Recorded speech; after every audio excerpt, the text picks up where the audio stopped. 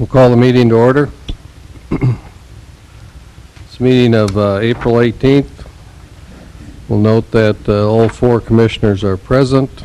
The first item of business is the order of business. We do have one addition to the consent agenda, and that will be item F now, and that's North Dakota DOT and the city revised contract for the transit building, and I think there's an explanation that's been handed out to you at your desk. Are there any other additions or changes to the order of business? Hearing none with that change, would there be a motion to approve the order of business? So move. Is there a second? I'll second. We have the motion and the second. Any discussion? Hearing none, then all in favor of the motion, please say aye. Aye. Opposed, say nay. The motion carries. Second item then is the consent agenda. Are there any items on the consent agenda you wish to discuss? Mr. President, I'll move that we approve the consent agenda. We have the motion for approval. Is there a second? Second. We have the motion and the second. Any discussion? Hearing none, we'll vote. Mr. Jackson? Aye. Mr. Steiner? Aye. Mr. Altmans? Aye. Chair votes aye. Motion carries. We'll move to the non-timetable agenda, which is tab 4, and the first item there is to hear the financial report. Mr. President, Commissioners, I'd like to highlight a few items from the financial report from March.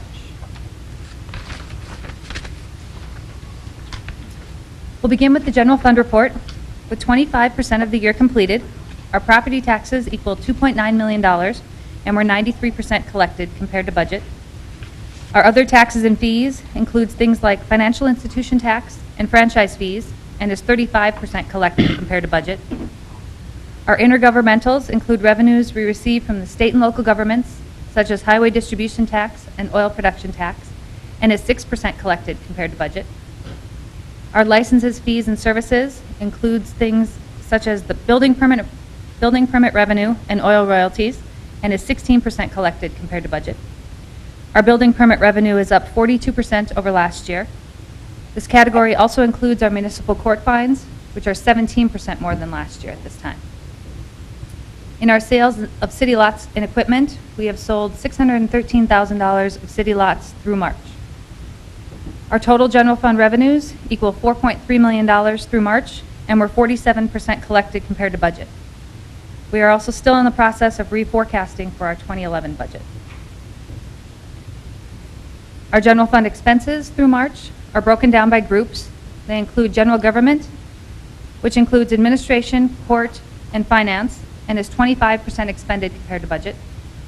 Our public safety includes police and fire, and is 23% expended compared to budget. Engineering and streets is also 23% expended compared to budget. Our cultural services, which includes our museum and forestry, is 13% expended compared to budget. Contingency and reserves includes the West River Community Center Major Maintenance Reserve, and our contingency, which now includes our 20% share of the regional transit building. Our total general fund expenses equals $1,860,000 through March, and we're 20% expended compared to budget. In our enterprise funds, this shows the revenues and expenses of the 3 funds. We have combined our water and wastewater fund beginning in 2011 to better reflect like operations. Our total enterprise fund revenues equal $1.9 million through March, and we're 26% collected compared to budget. And our expenses together total $1,150,000, and we're 20% expended compared to budget. There are several capital projects in our water wastewater fund that will be financed that include the third cell improvements, the Lincoln Lift Station, and the wastewater treatment plant upgrade. In our sales tax reports, in our 1% sales tax fund, we have received $237,000 of revenue in March, and we're up 38% for the year. Our expenses include $207,000 paid towards job creation and senior programs. This slide also shows the sales tax refund that was paid to the state in 2010 due to the overpayment of local taxes by a single taxpayer. Our 0.5% sales tax shows we received $118,000 of revenue in March and is also up 38% for the year. The sales tax refund line item shown here is also due to the overpayment of local taxes. In the hospitality tax, we received $67,000 of revenue in March, which is up 36% over last year. Our expenses include $77,000 paid to the CVB for the special events grant and their subsidy, and $4,400 paid to the chamber for our membership. The occupancy tax breakdown shows revenues and expenditures total $62,000 through March and is 113% over last year. All occupancy tax revenue collected, minus a small admin fee, is paid to the CVB monthly. In our street projects report, we received $71,000 in revenues, and we've expended $33,000 toward projects through March. We have added a schedule to the report for the Residential Development Impact Fee Program. This schedule shows the impact fee projects that have been approved and the funds available for future projects. We are working with our auditors and our special assessment software technicians to improve on this document in the coming months. Those are some of the highlights of the financial statements. Are there any questions? Thank you, Mrs. Johnson. Are there any questions or comments regarding the monthly financial report?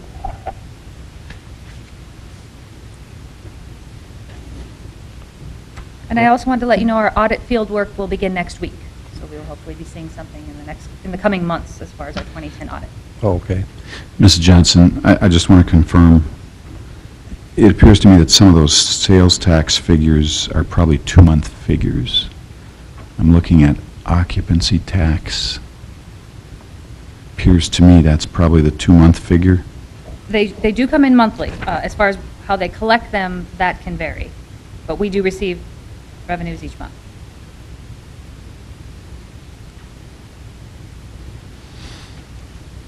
Okay. So you, in terms of the year-over-year comparisons, it's an apples-to-apples comparison? Correct. I'm just looking at one of your handouts. It looks to me like the 3 months adds up to about $125,000.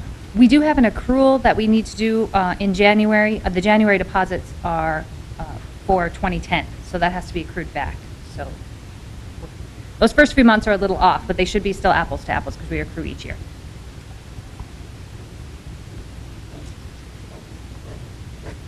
Thank you. Okay, thank you. Would there be a motion to approve the financial report? I'd make that motion. Is there a second? Second. We have the motion and the second. Any discussion? Hearing none, we'll vote. Mr. Oltman? Aye. Mr. Steiner? Aye. Mr. Jackson? Aye. Chair votes aye. The motion carries. That'll bring us to item B. This is an annexation resolution on the Cooks Meadow Hills First Edition. And Mr. Colling, would you introduce that item? Yes, Mr. President, Commissioners, the resolution before you, proposed resolution calls for the annexation of certain property to the city of Dickinson. This is a residential area of town. It's been zoned residential.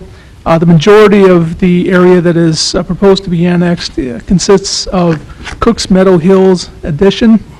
They are annexing the residential subdivision that you approved at your last meeting, along with their Phase 2 and 3, and have requested annexation to the city for those purposes.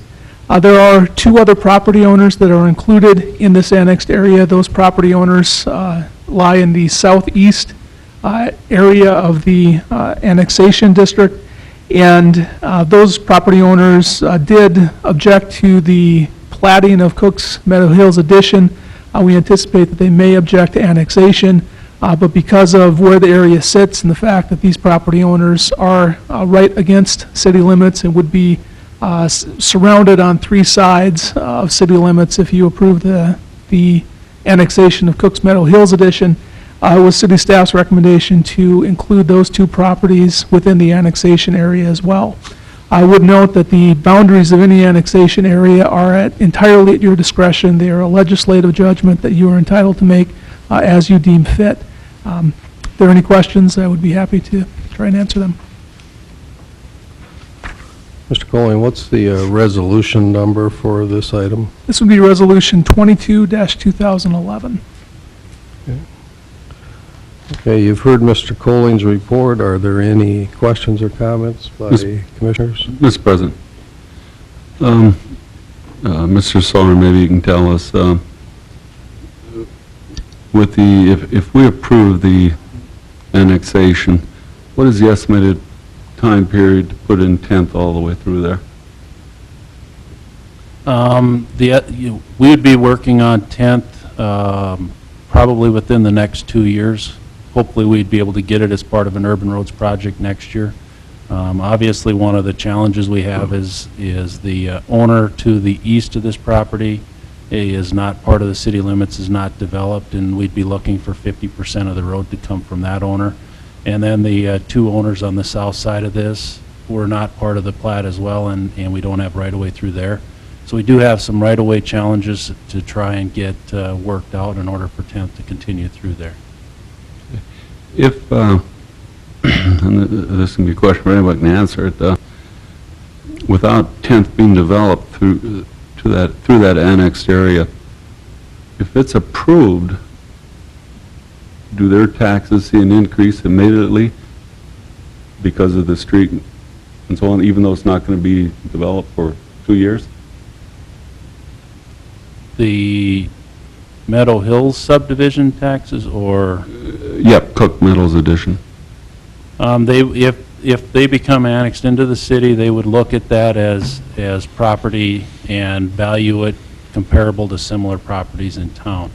The development plan for this subdivision is to bring 12th Street and 29th, or 12th Avenue and 29th Street is the access to this subdivision, and that's what they're proposing to start development on in order to get into this. So I'm sure it would, as soon as the annexation takes effect, they would look at it, and the values would be assessed based on where they are February 1 of next year. So if the road isn't in, excuse me, if the road is not developed for 2 years, he will not be taxed any portion of that until there's actually development of the road.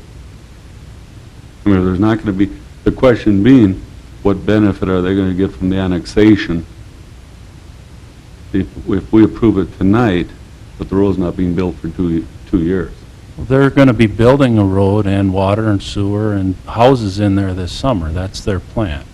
10th Avenue won't be in place, but they'll be going in on 12th and 29th Street is how they'll be accessed. So we going in, So then the value of those homes will be what they're assessed. so you're saying the actual entrance into this will be 2 blocks west of 10th? 10th Avenue, yes. Okay. Mr. Soren, when and if 10th Avenue is constructed, it likely wouldn't be financed through property taxes, but financed as a special assessment to property owners on both sides of the street. Well, Would that be correct? 10th is considered an urban road, so it would be eligible for federal assistance through our urban roads program if we elected to do that, or we could do it through a special assessment improvement as well. If we use the urban dollars along with state dollars, then it's likely there wouldn't be a special assessment in that case. That's been our history, yes. Okay. The only way it affects the property tax dollars, if the road's in there, if it's in the view of the city assessor, it raises the value of the property. Through the value, correct.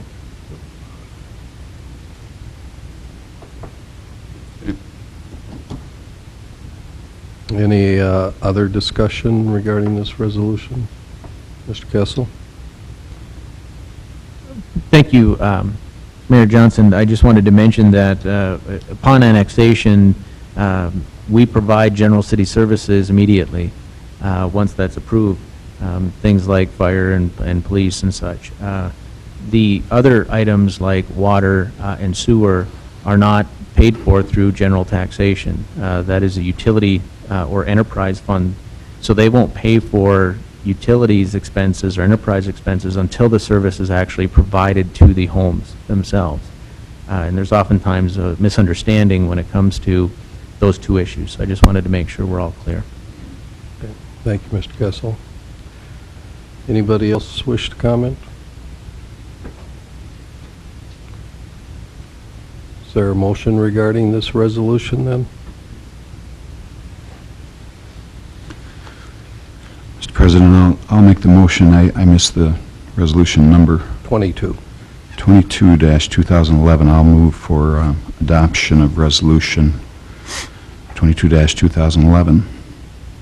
Okay, we have the motion. Is there a second?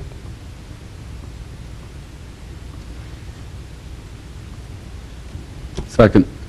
We have the motion and the second. Further discussion? Mr. President, Mr. Steiner. if the two property owners are less than 25% of the annexed area,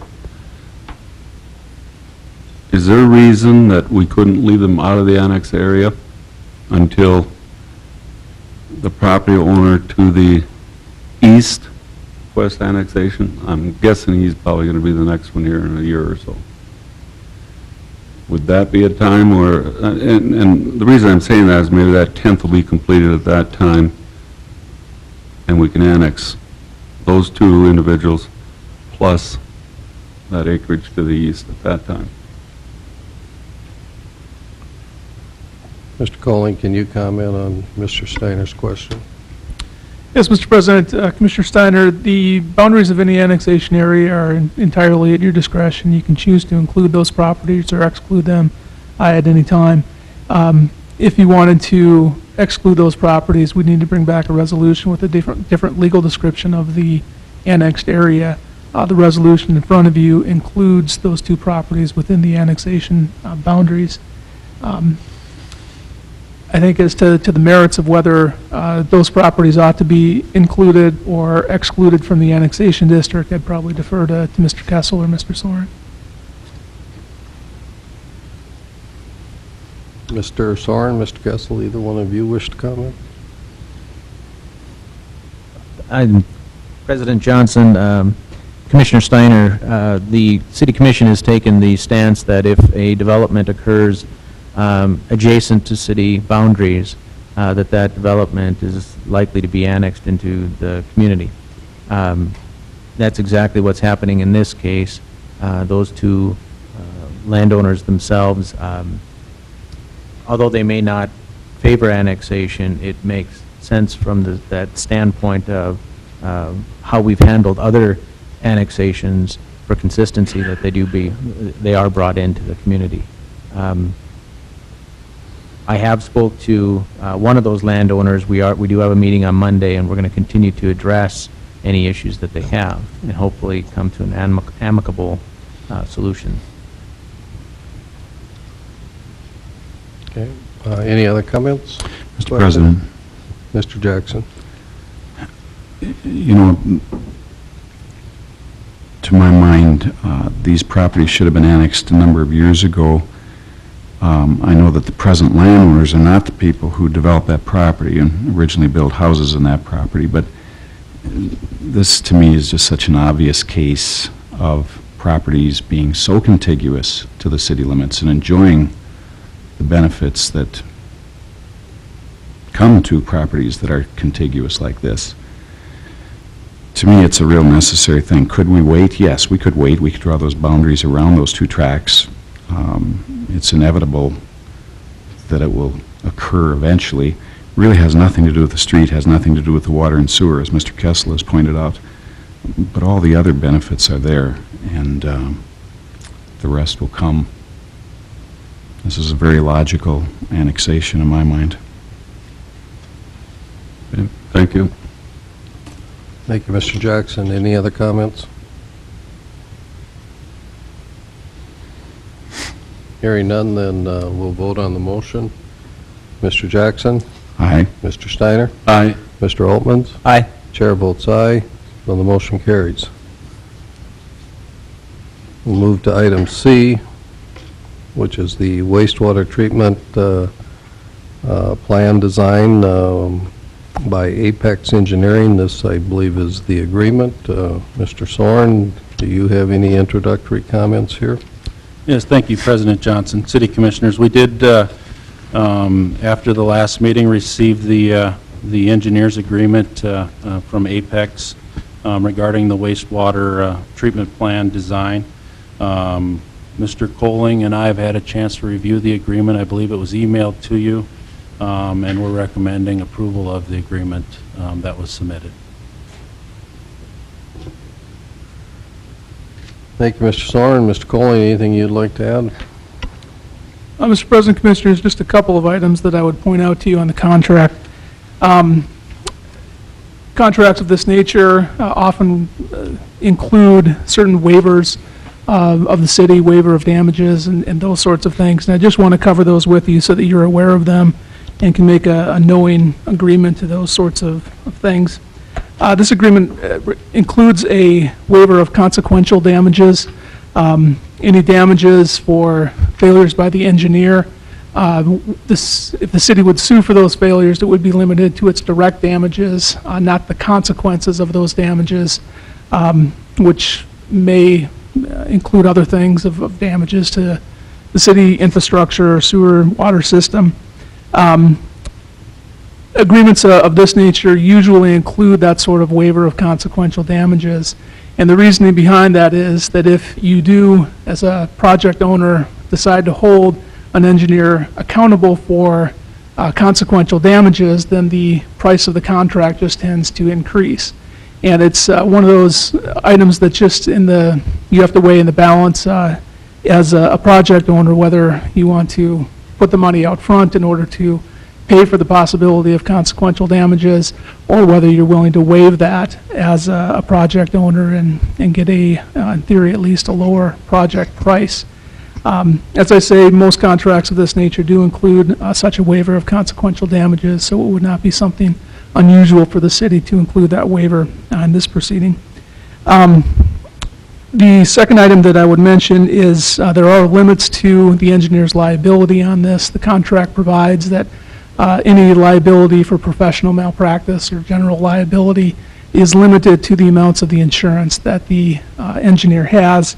Under the contract, the engineer carries $4 million in aggregate liability and a $2 million professional liability insurance coverage. The other items on the contract, it does include a provision where the engineer is set up as sort of the go-between between the city and any contractors. The engineer has the duty and the obligation under the contract to interpret any plans that are developed and to render opinions or decisions if there is a conflict between the city and any contractor as to what the plans require. Again, a contract of this nature, that's not unusual to find. One of the other items in the contract that I don't think is a bar to the contract, but I just want to make sure the city is aware of. It does include a provision where the city agrees that it will not bring suit against the engineer for certain change orders that are made to the contract. Change orders that result from imprecision or incompleteness or certain omissions that may be made by the engineer.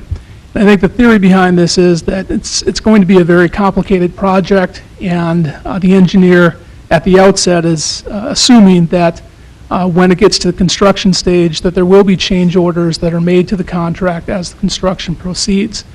Some of those change orders may come with some cost to the city, and a provision like this basically commits the city to agree to those change orders ahead of time and to not hold the engineer responsible for those change orders if and when they occur during construction. The other provisions on the agreement are basically standard issue items. There is a mutual indemnity provision where both sides agree to indemnify one another for any negligence. If there is negligence on behalf of the city or city employees, the city agrees not to seek remedy against the engineer for that, and likewise as well. Final item I would mention is the compensation that is due to the engineer is included in Exhibit C to the contract. And both Mr. Soren and Mr. Kessel and I have reviewed that, but I would point that out to you in your review as well, to make sure that the city is comfortable with those compensation terms and arrangements.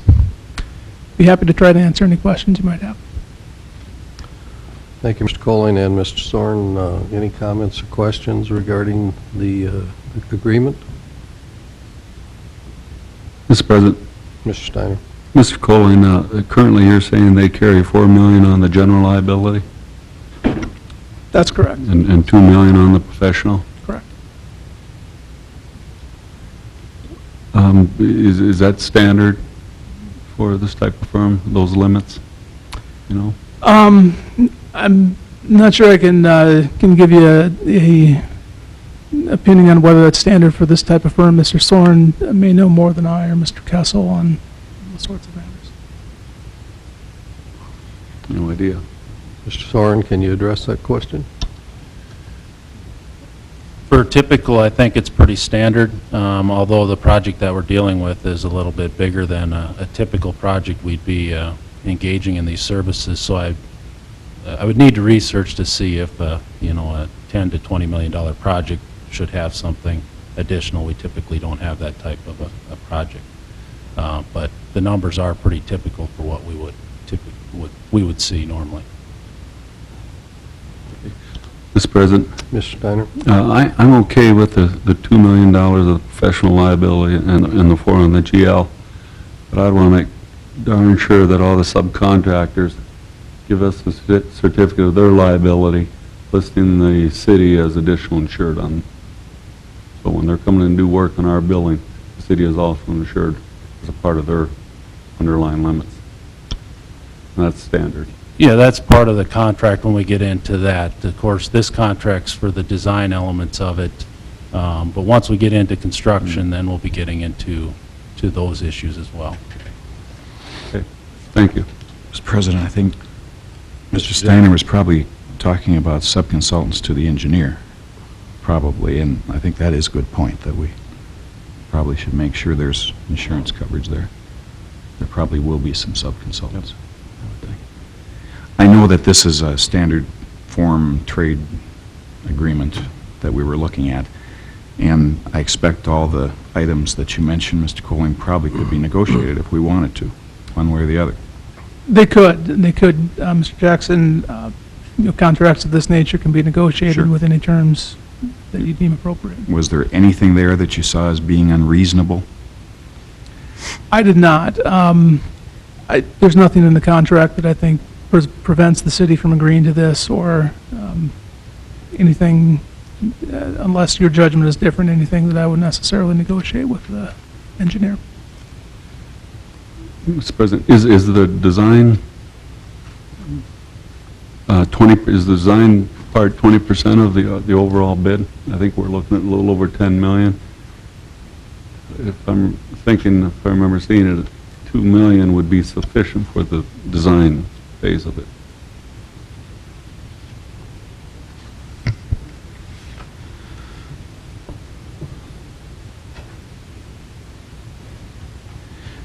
Were there not some construction period services included in that fee? Yes, I believe the percentage includes construction and design of the total cost.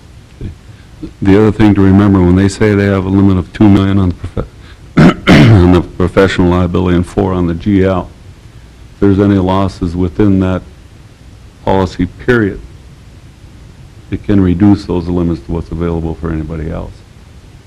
Okay, so if they have a $1 million professional loss out there already, their limits actually available for the city or anybody else would be 1 million. See how that works? So if they have several projects going here and in other communities, then it starts dominoing, then Could- like where I mean, you're at in they line? could have, you know, I'm sure they haven't yet, but you could have a couple lawsuits down the road where you have the defense and negligence, if there is payment there. It would be interesting to know if they have an umbrella. I think they're out in the entryway, I think. Mr. Steiner, or Mr. President, Yes. There is an umbrella coverage on here, which is also $4 million, Okay. which is part of okay. what they're... I feel a little better than with that.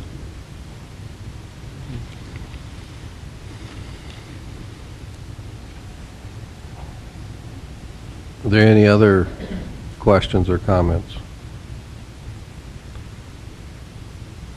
Was there anything that you wanted Mr. Berg to specifically address? If the information we have from Mr. Colon is correct with the umbrella, I think we're okay. Any other comments or questions?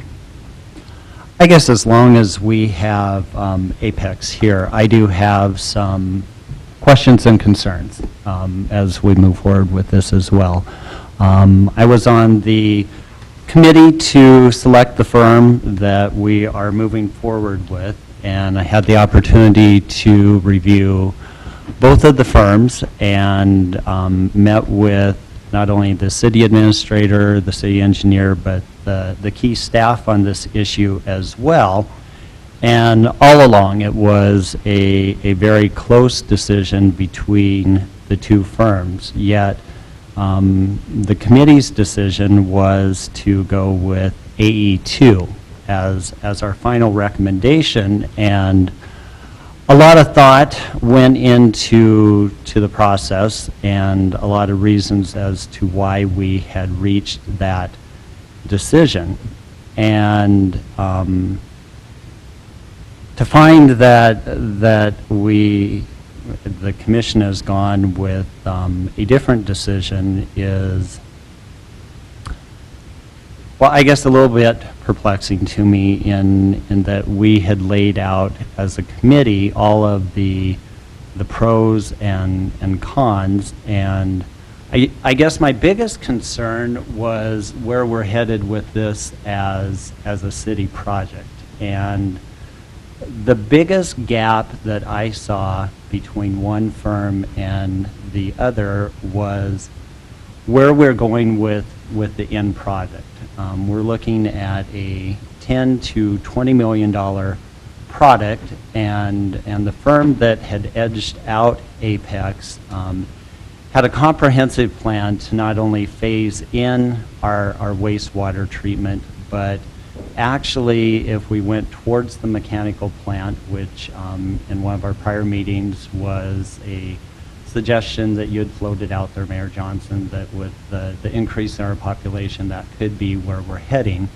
The other firm had a pretty comprehensive plan as to how we could incorporate the oil activity that's going on here and have about a 3-year payback, about a $7 million per year revenue to the oil field to help pay for this plant, which when you're looking at a $20 million project and you're looking at the other, $80 to $100 million worth of projects that we have on the table, the key thing and the thing that led me towards the other firm was that comprehensive payback and the fact that we could get the Cadillac of water treatment facilities and be able to not only fund it but pay for it in a short-term or shorter-term manner so that we could appropriate our funds to the other projects that we have on the table.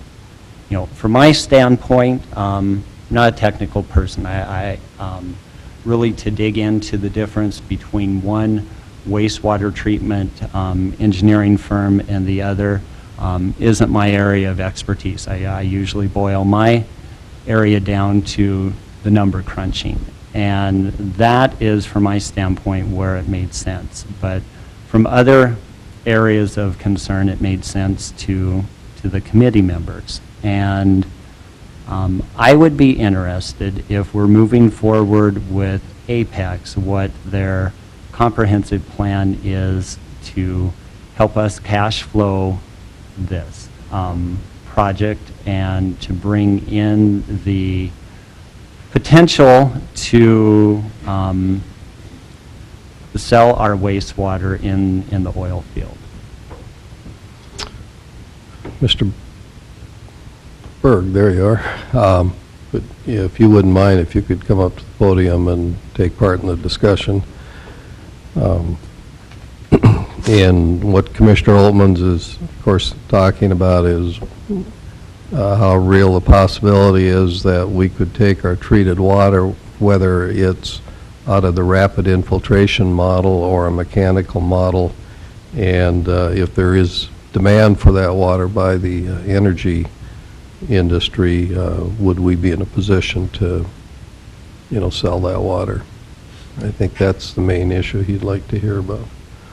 Absolutely. Mayor Johnson, members of the commission, the city is in a very strong position to sell that reuse water. We've had discussions with the State Water Commission, the Water Appropriations Division Manager, strongly supportive of reusing this water in any means possible.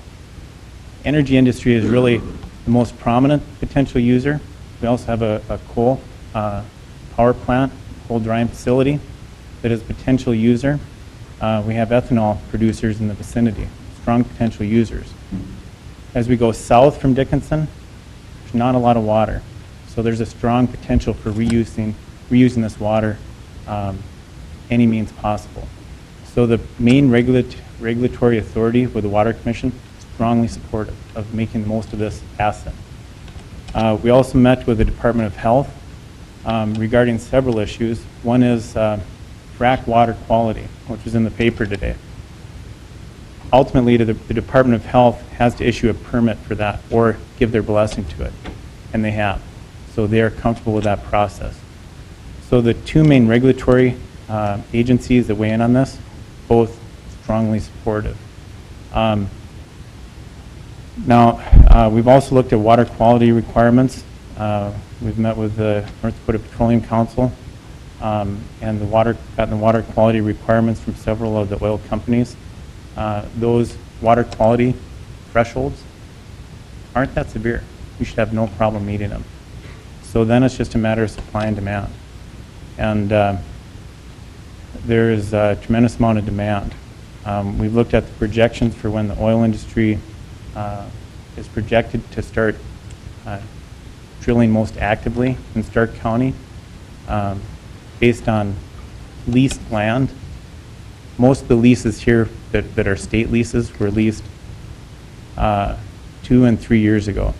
Now, most drills are taking place in the 5th year of the lease. So that puts the main drilling impact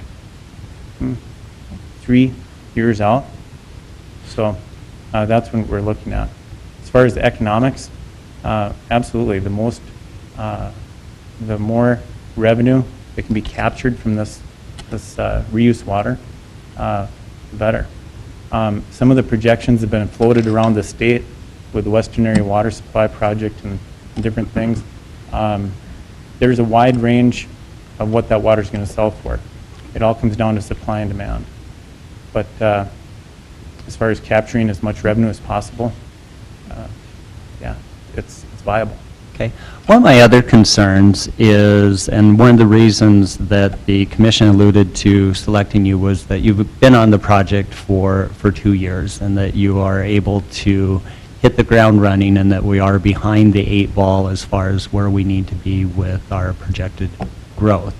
One of the limits I see is that when we first engaged you, we really were going towards more of what we already have, more of a lagoon process and a similar system, only bigger to handle our capabilities. And the other firm had projected not only phasing in where you were at, but going towards the mechanical plant. And I know to your detriment, we hadn't selected, that we wanted to go the mechanical plant route right away. And so I guess I need some reassurance from you of where you're at on hitting the ground running, and not only with your original plan, but if, and it's probably not even an if, it's when we switch gears to go the other direction, how you're prepared for that, what your time frame is, and can you still hit that mark of where the oil industry is and where we would be able to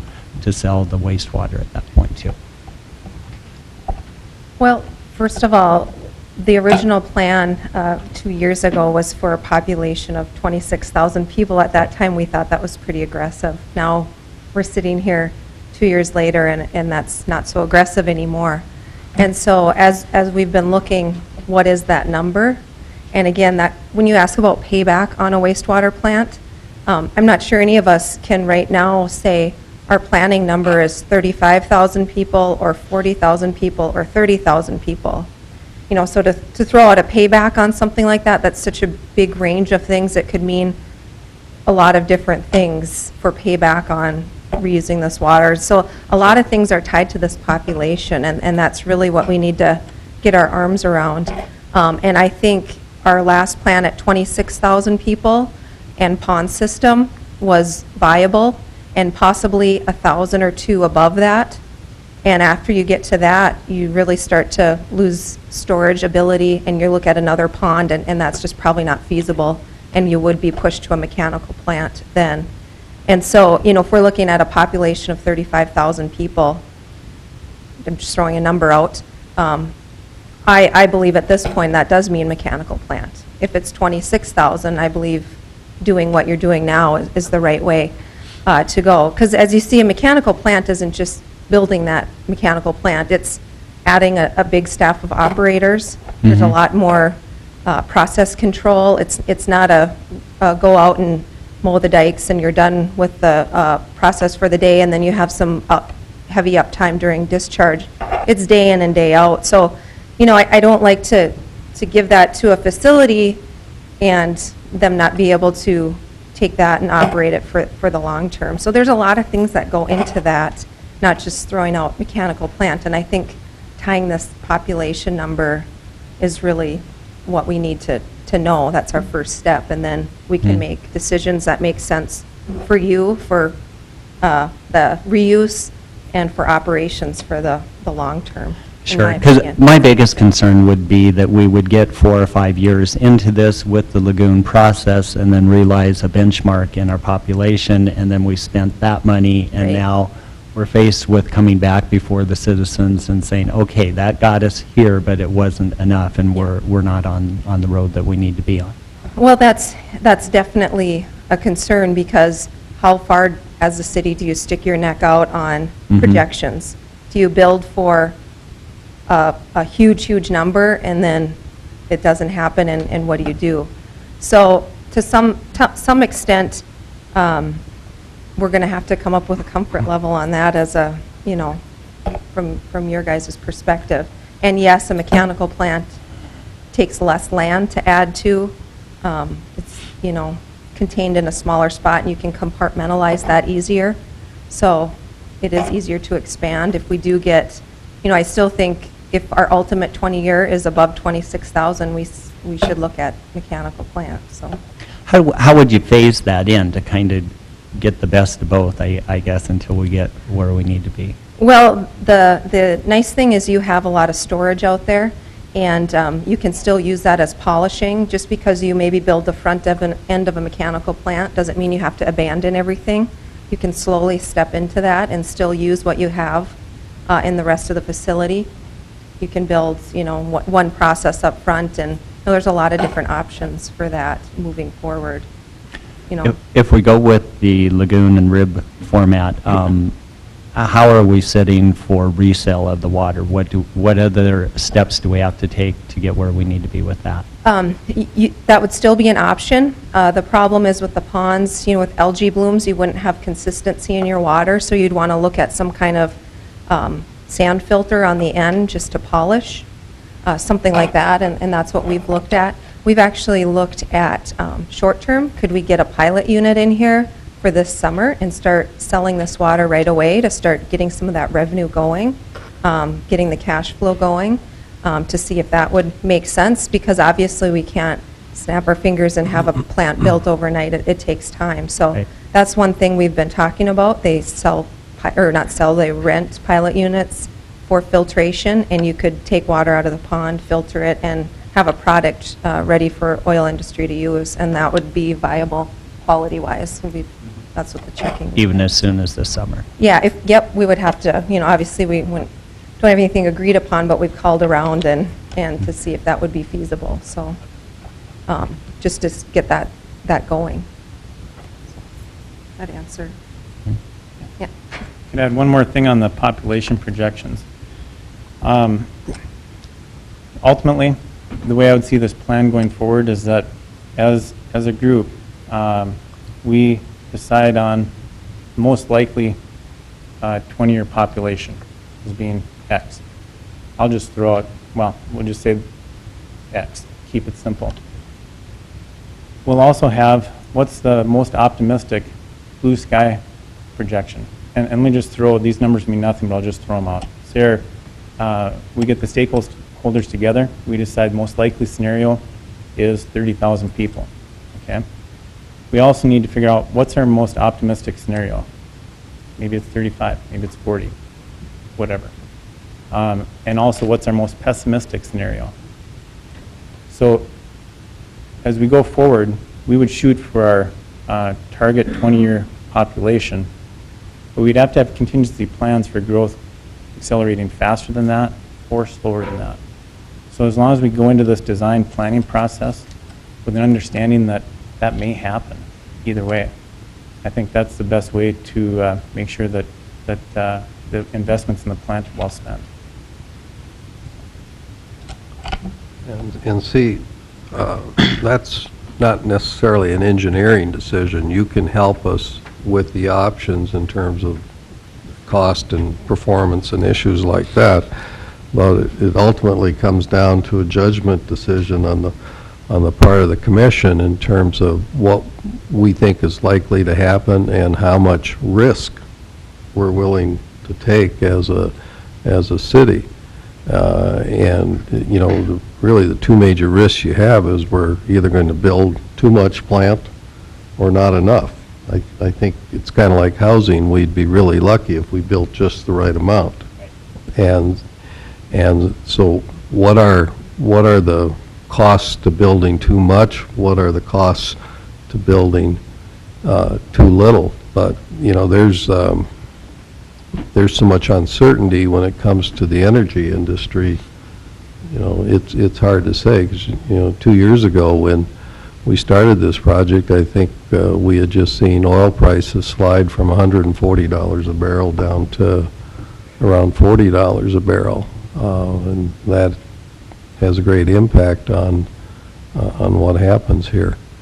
And we've said many times in this meetings, we have a lot of leasing going on south of us between the interstate and the South Dakota border. If there's oil there in commercial quantities, then there's major impact on Dickinson, I believe. If there turns out not to be oil there in commercial quantities, then the impact, I think, is pretty much what we're feeling from development to the north and to the west of us. Still pretty significant, but not like what could happen to the south. We'll probably have to make decisions on what we do here before we know what's going on to the south, because I think from talking with you on a previous occasion, Mr. Berg, I think we're running into performance issues in our lagoon system right now, and maybe you can comment on that. I mean, we're not going to really have the luxury of waiting to see how things unfold here in terms of energy development. We have some performance issues now that we need to be addressing. Is that correct? Yes. The city had difficulty meeting the effluent limits last fall and especially this spring. Until you meet the effluent limits, you can't discharge those cells. So we're really running out of storage. Now, week before last, we got together with the Department of Health. They're on board. They understand that the city is working through these issues, and we got that discharge started. So cell 4 is getting discharged. It's only going to get harder as we go forward to discharge. And then just my one and final and concern is, you know, we have been working with you for 2 years, as you were the former engineering firm. And You know, it's been in the press, and I know that people are asking and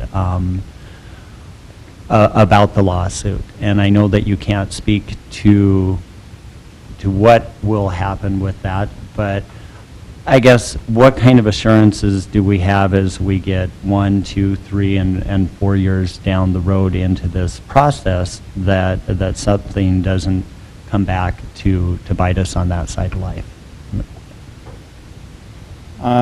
You know, probably the best assurance would be that any data, plans, specifications that we generate at any stage of this project become the property of the city, Okay. at every stage. So, any design calculations, any potential plans or plans for construction, we get, you know, several years down the road, we're into construction. And all that information, that documentation is city property.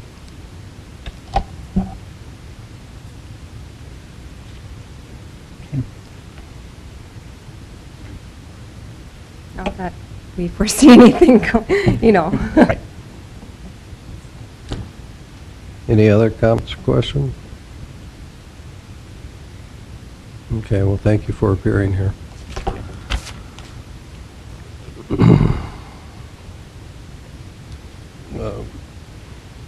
Mr. Olmans, I don't know if you've had a chance to view the meeting that I did. you missed. Okay, and then, you know, their attorney was here and addressed the commission, so, okay. You know, and I understand that, and I know that we can't forecast, you know, what every twist and turn is, but it just is still a lingering concern for me on a $10 to $20 million project that something like that would be out there. It's just a big if for me. Okay. Other comments? Would there be a motion regarding this item?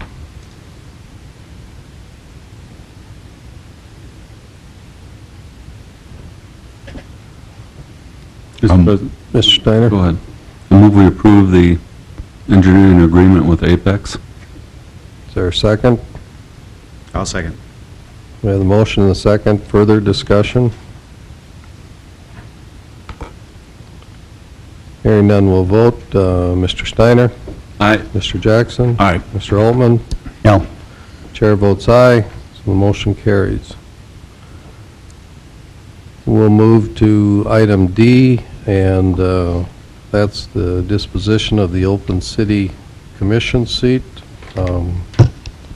We've discussed this once before, and we'll just open it up for discussion again. Mr. Colling, can you present the options again that the city has? Yes, Mr. President, Commissioners, basically two options that the commission has at this point. You have the option to either appoint somebody to the vacant commission seat or to call for a special election. I think I stated at the last city commission meeting that regardless of which option you chose, the person would serve just until the next city election. I reviewed the statute again, and that was incorrect.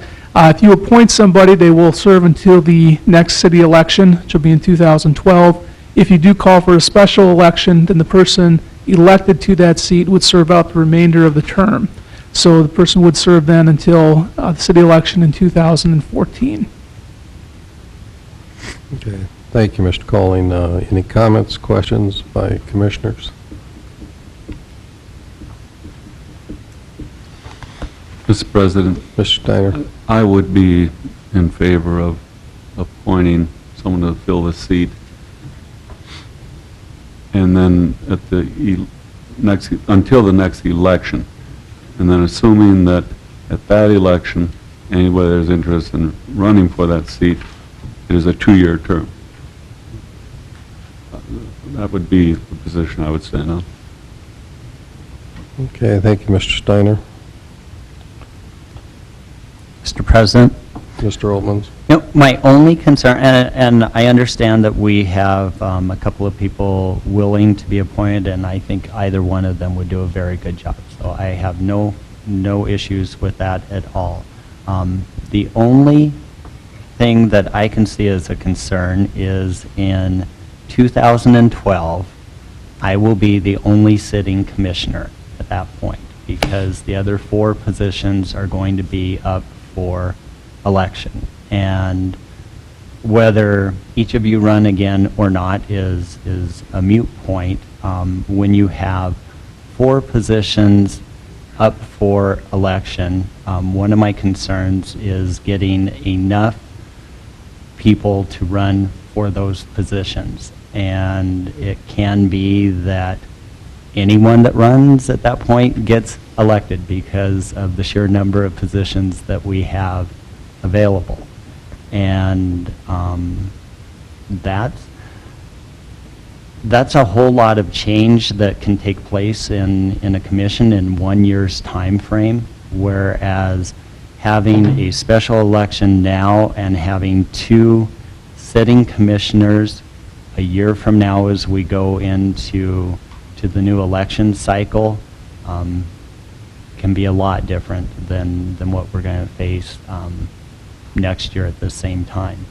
4 positions is a lot of positions to fill in one election, and to get the number of candidates and qualified candidates and have a range of selection for the voters.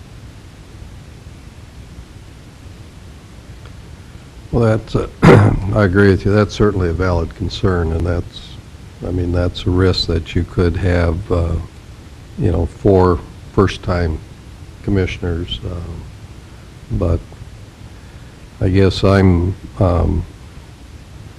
confident in the returning commissioner and our city staff. I think,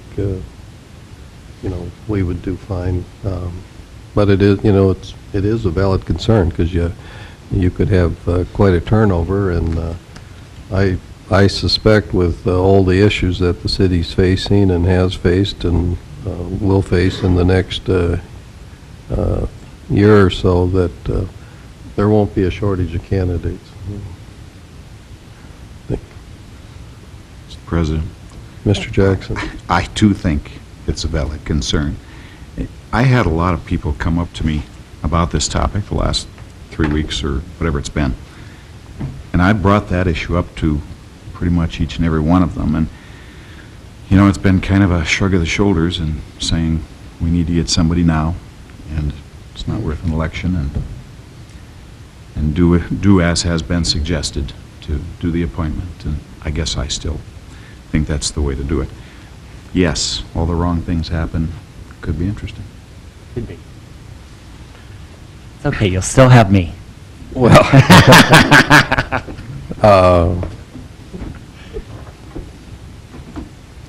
I haven't had one person call me on this issue or one email in with some of my friends and associates that I see from time to time. I've asked them, well, do you have an opinion? What are you hearing? You go to coffee group, or what do you hear from the people you talk to? And I get pretty much the same thing that Mr. Jackson said, that, the people you're talking about appointing, that's okay with us, do that. And I think they're well aware that, there could be quite a turnover at the next general election, so. We did talk at the last meeting, if I recall, that Mr. Frenzel probably would be the most logical choice. Yeah, I reported at that meeting that I had, that what I favored was a past commissioner who would indicate that they're not willing to run, because I don't think we should appoint somebody that wants to run, and then it looks like that's a formal endorsement by the commission. And of course, two of the former city commissioners that we have were Mrs. Rhonda Dukart and Mr. Joe Frenzel. And I did call both of them and say, if the commission desired to appoint you, would you be willing to serve? And Mrs. Dukart essentially said no, Mr. Frenzel said he would, and then Mrs. Dukart said, without knowing that I'd talked to Mr. Frenzel, said, you know, if you can't get Mr. Frenzel to do it, then she would consider it. So I guess I think if we're going to appoint a former commissioner, you know, it would be my recommendation that it be Mr. Frenzel. He told me he has no interest in running again, but he's certainly knowledgeable of the issues. He ran 3 times successfully for the commission, was, you know, never rejected by the voters. My view, did a very good job here, and as Mr. Jackson said, he would be capable of hitting the ground running. In the next 15 months are going to be, you know, some pretty critical times. We'll make a decision, I suspect, the next 15 months, you know, just what direction we are going with that wastewater treatment facility. That's a big decision. We're going to have several others, as will the commission on a continuous basis after that 15-month period. So,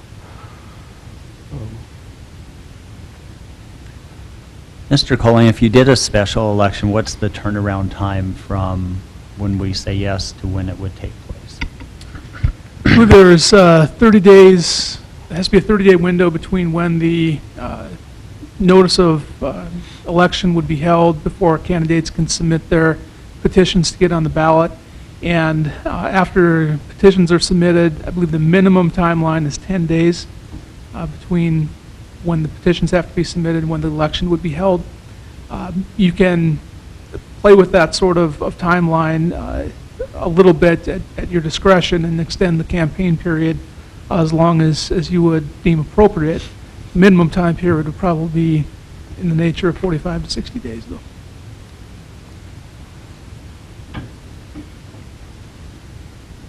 yeah, I think you'd have to allow a reasonable campaign period of time, and or yeah, assuming we'd get more than one candidate.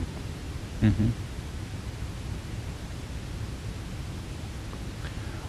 I just see a lot of term left. You know, I haven't even served my first full year on the commission, and it just seems that there is quite a bit of the term left. And again, you know, not asking for indication of who's running again or not, there is just 4 positions does seem like a lot of positions to fill in one election. Whether you're running again or not or whatever.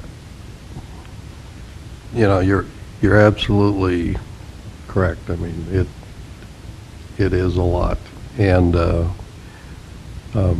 by the time we hold this election, we would probably be at about 3 full years, and that's a good thing. I'd be in favor of the election if we could piggyback on, you know, another election, if there were a general election occurring or a primary, you know, where you could do this. But as far as I know, we're out there all by ourselves on this. It would just be strictly a city election.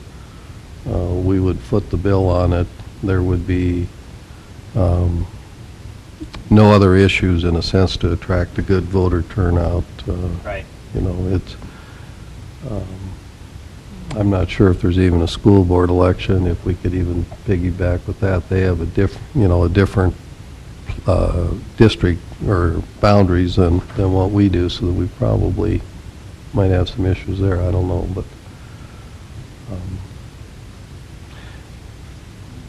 there is. I don't think this is a right and wrong decision. Right. Both positions are the right way to go. You just have to choose which right you think is most appropriate in this case. If we were hearing quite a public outcry for a special election, you know, that would be fine with me if that's what the public really wanted to do. The public has had plenty of opportunity to weigh in on this, and haven't really heard much, you know, in favor of the election. So I understand. We'll finish this this item before we go to the timetable. I'm good either way. You're Just good either throwing way? out all the pros and cons and throwing out what it could look like. Well, actually, I'm good either way, too. I mean, it's, it would be additional work for the city and additional cost to hold the election, but that's a good way to do it, too. We do have an experienced individual who is willing to serve the balance of this until the next election, which is probably around 15 months or so. I think we could do that, too. This is resolution number what if we appoint? Mr. President, this will be Resolution 23-2011. And we don't have to act tonight. If you want to take more time, too, I mean, that's fine. But as Mr. Kessel's pointed out to me, we're past, we have a 5:30 timetable, and we're beyond that, so we should either defer this till later in the meeting, act on it now, or defer to another meeting. If you're ready for a motion, I'll do that. Okay, I'm ready. I'll move the adoption of Resolution 23-2011, and specifically appointing Joe Frenzel for the, until the next Second. city election. Okay, we have the motion and the second. Further discussion?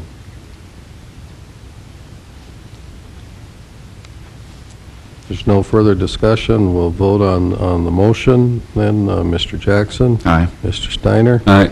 Mr. Altmans? Aye. Chair votes aye. Motion carries. All right, we'll move to the timetable agenda. That's tab 3 in your book. The first item there is a public hearing regarding the utility easement vacation. And Mr. Sorn, would you like to introduce that? Yes, thank you, President Johnson, City Commissioners. We did receive a request to vacate a utility easement from Pamela Coling Living Trust. The easement is located between lots 11, 12, and 23 and 24 of Country Oaks Second Edition. That's located along 10th Avenue West. We did receive signatures from all of the appropriate utility companies approving the vacation of the easement, and therefore we're recommending approval of the vacation. Okay, thank you, Mr. Sorn. At this time, we declare the public hearing open then. Anyone wishing to comment regarding this issue may do so. Just step to the podium, state your name, and we'll hear your comments. Is there anyone that wishes to comment?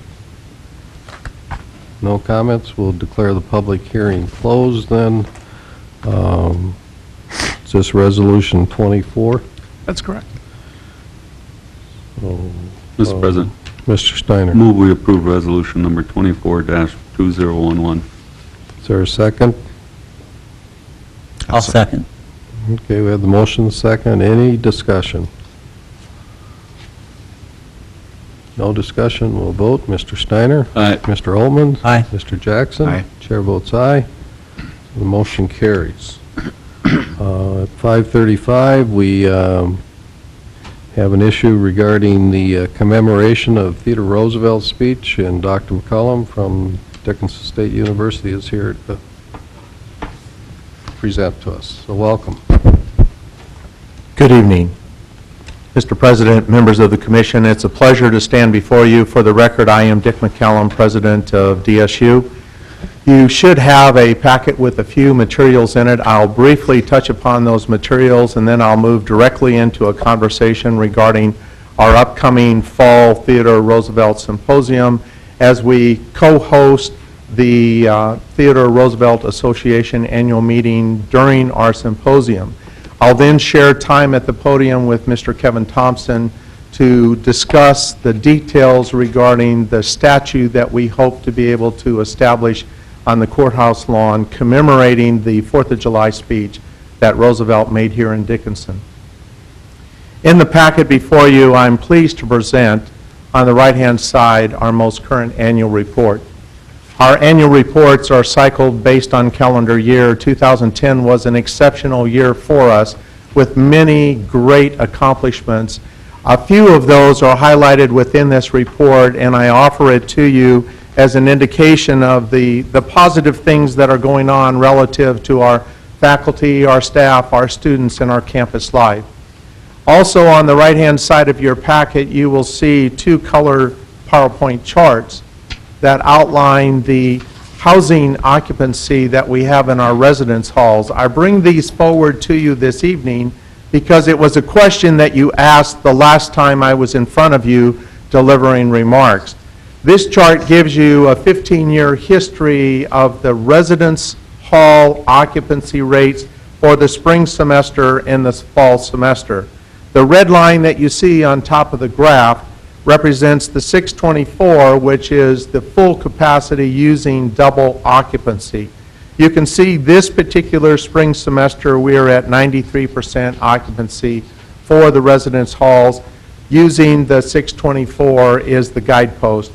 The top line, the 737, is there to represent the occupancy that can be achieved by using the triple occupancy in the rooms that have the bunk beds.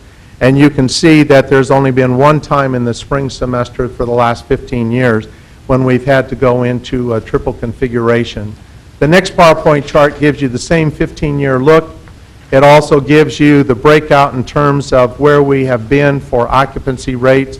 This fall we were at 99% relative to the 624, and you can see that a couple of times we have had to go into the triple occupancy rate.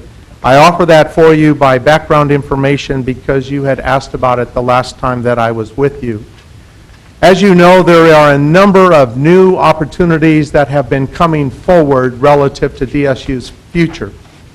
The limited graduate credit is a new window of opportunity that we are incredibly proud of. After more than 92 years of history focused on a baccalaureate degree, we now have authorization from the State Board of Higher Education to move into graduate classes.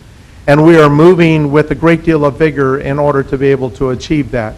We still have to seek and obtain approval from the Higher Learning Commission and from NCATE in order to create graduate classes in our teacher ed program. But both of those processes are unfolding simultaneously. Another new window of opportunity that has just recently developed has been the award of the Confucius Institute. And we have been selected to be the number 73 institution in the United States to have a Confucius Institute. The closest one to our south would be Lincoln, Nebraska. The closest one to our west would be Missoula, Montana. The closest one to our east would be Minneapolis, Minnesota. So we do feel very fortunate that this award has come to us. It will have an impact not only on our campus and the community of Dickinson, but also has the potential to impact our area schools as well. And as we move forward launching the Confucius Institute during this next year of development, we will share information with you and the community relative to what that means. Initially, we will have visiting faculty members from our partner institution in China who will come to our campus and teach the language. The Chinese language will be part of what we will be able to add into our curriculum. We will also have access to visiting faculty who will come here for courses and programs relative to art, music, history, and the culture of China. And so I think we will be enriched in many, many ways as we move forward with this. You also know that there are great things unfolding at the Strom Center. The new business incubator program that is being funded by a new federal grant, and the creation of mentors, business leaders here in the community who are willing to mentor new starting businesses, and the linkage of the incubator program with our Small Business Development Center is just one of several exciting developments. And I know you know this, but I invite all of you and members of the community to the Strom Conference that launches off tomorrow. It should be one of the best Strom conferences that we've had the opportunity to host. Finally, in terms of window of opportunity, the Theodore Roosevelt Digital Library continues to make progress, and many, many great things are going to be unfolding during the next several months. We hope to launch a new web page with a new catalog and index system that will be able to give people easy access to the databases that we've already cataloged and indexed. So there are many, many great things that are developing in that area. And I've tried to summarize a few of those in this brief message that will be forthcoming in the next copy of the Signal Butte. Also, on the left-hand side, you have a cream-colored sheet that talks a little bit about the symposium, and that is the focus of our remarks here this evening. We are launching our annual symposium this fall in conjunction with the Theodore Roosevelt Association's annual meeting. It is going to be a very special, very significant event. And as you begin to look down through and you look at the possibility of how these events are going to unfold in conjunction with a sequence of outstanding conference presenters, it is something for all of us to be excited about. We anticipate the Theodore Roosevelt Association will bring to our traditional symposium format about 350 individuals. And so we're really excited to be able to have them with us. We have scheduled a number of unique events, one of which is the unveiling of a new statue that we want to dedicate on the courthouse lawn. Another you'll see listed here is the world premiere of an orchestra piece that is being developed in honor of Roosevelt and Roosevelt's leadership. The symposium this fall, I believe, promises to be one of the best yet. And the lineup of speakers, including Edmund Morris for the banquet on Saturday evening, really promises to be a great sequence. Which brings me to the topic of our proposal for the statue. You know that Roosevelt delivered a 4th of July speech here on the courthouse lawn. Many people believe that that speech launched his national career. It's a fantastic speech, and it talks about where he says, I love big things. Big skies, big mountains, big prairies, big oceans. And in that speech, he captured the momentum and the spirit of the West. We've discovered in our research that he delivered that speech on the southwest corner of the courthouse lawn, and we are now in the middle of conversations to try to develop a plan where there would be a pedestrian statue of Roosevelt in his early years on that site to commemorate this great historical event for the city of Dickinson.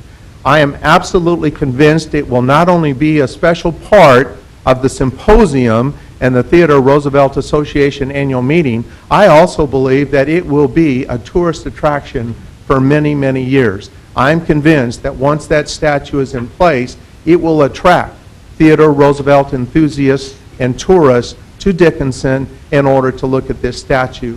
And with that, Mr. President, I'd like to yield the microphone to Kevin Thompson to explain more about the statue project. Okay.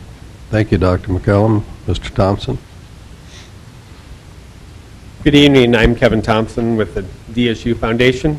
In your packet that was mailed out or delivered to you, you should have a couple inserts. And so I've been visiting with the county since January was our first discussion, and since January we've also been working with a company called Land Elements out of Fargo, and they're a landscape design company.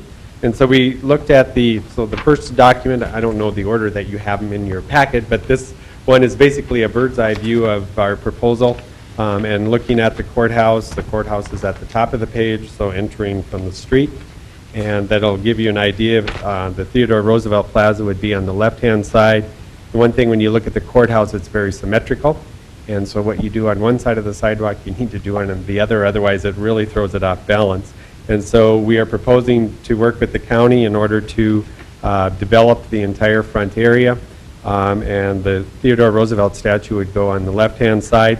The statue itself will be, Teddy Roosevelt will be 6 feet tall. He'll also be on a soapbox. On top of that soapbox will be important things that influence his life, such as his glasses, his cowboy hat, the book, The Oregon Trail, that influenced him to come to western North Dakota, and also his gun and holster will be all outlined on the soapbox that he'll be standing on. And then Theodore Roosevelt himself was 5 feet 8 inches tall, and so he'll be a little bit larger than life size. The foundation has commissioned Tom Bollinger of Tempe, Arizona, who is a DSU alum, to erect the statue, which will arrive in October. And then we're hoping to have the landscaping and everything completed by the first part of September first to mid part of September this year, so we're ready for the statue, and then the unveiling can take place in October. On the next sheet, it does give you a little bit of information or another view. It's more from a pedestrian view looking into the plaza, and so it gives you an idea of how the statue will stand. We're still tweaking the statue a little bit. We're still tweaking this design a little bit, those type of things. I did visit with the county commissioners about 2 weeks ago during their monthly meeting. Presented this landscape budget that's located on your right-hand side of that document. The county commission kind of took they had a motion to hopefully work with the city of Dickinson in such a way to split fund the landscape design, and then the statue would be all private pay. So that's kind of where it stands, asking you for your consideration and those type of things of that proposal. That's what I have for tonight, unless you have questions. So, Mr. Thompson, you're asking for financial support? Yes. Working with the county stated that they would hope that between the city and the county that you would split fund the landscaping element of this project. And did you say how much that would be? That's the 77,000? Yeah, and then 550? divided by 2, so you'd be at about 36,000. You can round one way or the other. Seems like it'd be more like 38 or 39,000. There you go.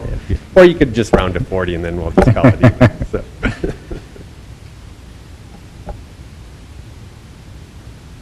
And there's some of these items that we're still trying to finalize costs and those types of things.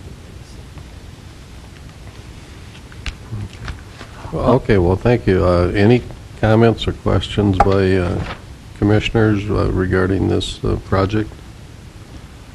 On any of the benches or any of the different plantings, lightings, et cetera, are you going to do any kind of naming rights on that as foundation, as the DSU to help recoup money, or? Our intention is to work with city and the county as well as private individuals to help to fund this project. And so there will be a plaque that'll have list the donors to the project. Okay. What kind Not of, specific items. what are you looking at as far as statue cost? The statue itself will cost about $80,000.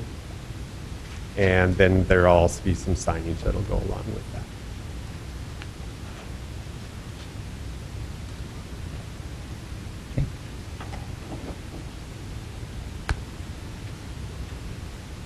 Any other comments or questions?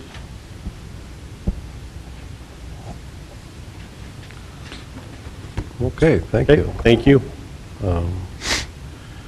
I would suggest that maybe this go on a future agenda, and perhaps if staff would have a recommendation to source of funding if the commission were so inclined to participate with the county. So, okay. Is that sufficient that we maybe do this in 1 or 2 meetings from now, address this? Can you get a chance to think it over? Okay. Does that work for DSU if we, okay. Well, it's 5:50. We have a 5:50 timetable, and that's to hear the annual report from Elder Care. And Mayor Gangler, are you going to lead off with that?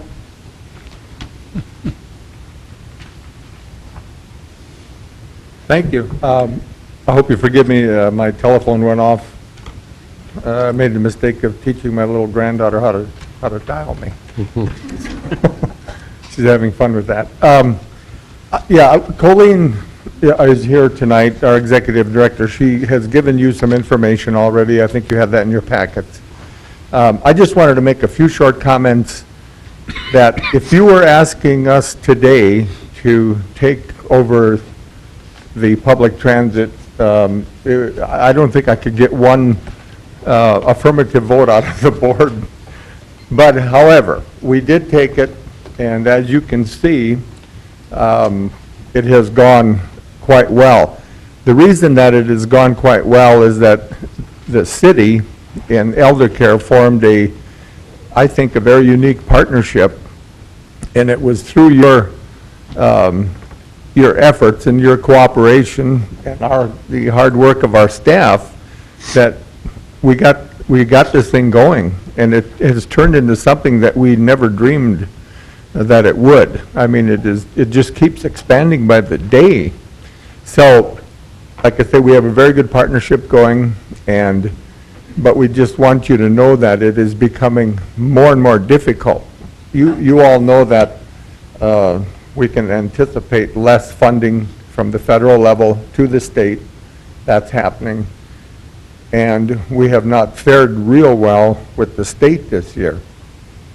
Not just our transit system, but I'm talking about all of the transit systems in North Dakota. When you look at the increase in fuel costs, increase in wages out here, I think we're three or four staff short right now, and we just can't get any applications. We have to somehow get these wages up, and of course, that's constant pressure on our budget. You're feeling it just like we are. So, but I just wanted to make that comment that we really do appreciate the support that you have given us, and we just hope that that continues so we can keep this strong partnership going.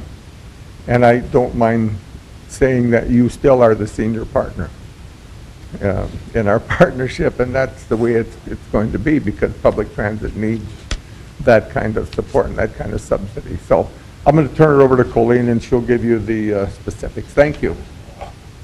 Thank you, Mayor Gangler. Well, before I begin, good evening, President Johnson and City Commissioners and guests.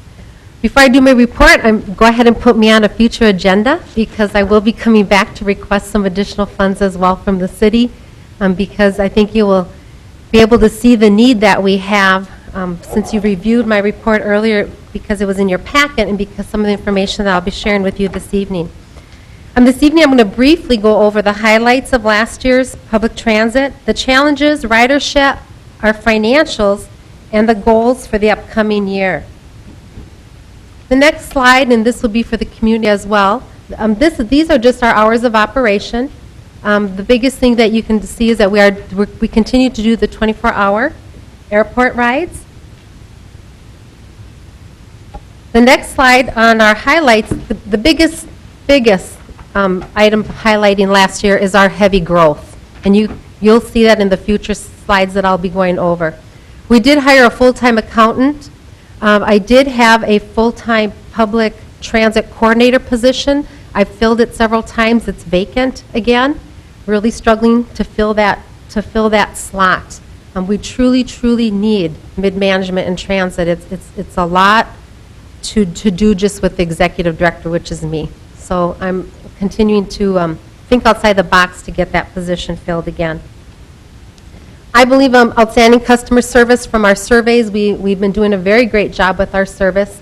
Safety record is huge. We have very minimal incidents with accidents. When you think how often we are out there, I really compliment our staff on a great job that they're doing. We received 3 very large awards through the Dakota Transit Association last year. First of all, Elder Care received the North Dakota Innovative Agency of the Year because of our growth and the supportive services we've been providing our community. One of our drivers, Dennis Ulmer, received the North Dakota Driver of the Year for his great efforts in providing service to public transit. And then, of course, last but not least, City of Dickinson. I nominated the city as a North Dakota Friend of Transit, and you received that award. So congratulations to the City of Dickinson. Number 1 is safety. Whenever I talk to the staff, they always hear me say safety is our number 1 concern of our employees, vehicles, and customers. And number 2 is providing outstanding customer service. We do hold monthly safety training meetings with our entire staff in transit. And we also have daily pre-trip vehicle inspections. Next, I'm going to go into the challenges that we had last year. Number one, and we did talk briefly earlier, Fred did, competitive salaries is huge. And I'm not shy to tell you, it's on the job service website. Our drivers start at $8.75 to $9 an hour, not getting any applications anymore. We truly need to up that. I know I saw in the paper the city is looking at your staff salaries. Well, you just take a look at what we have. It's way under what the city is already giving for their entry-level jobs.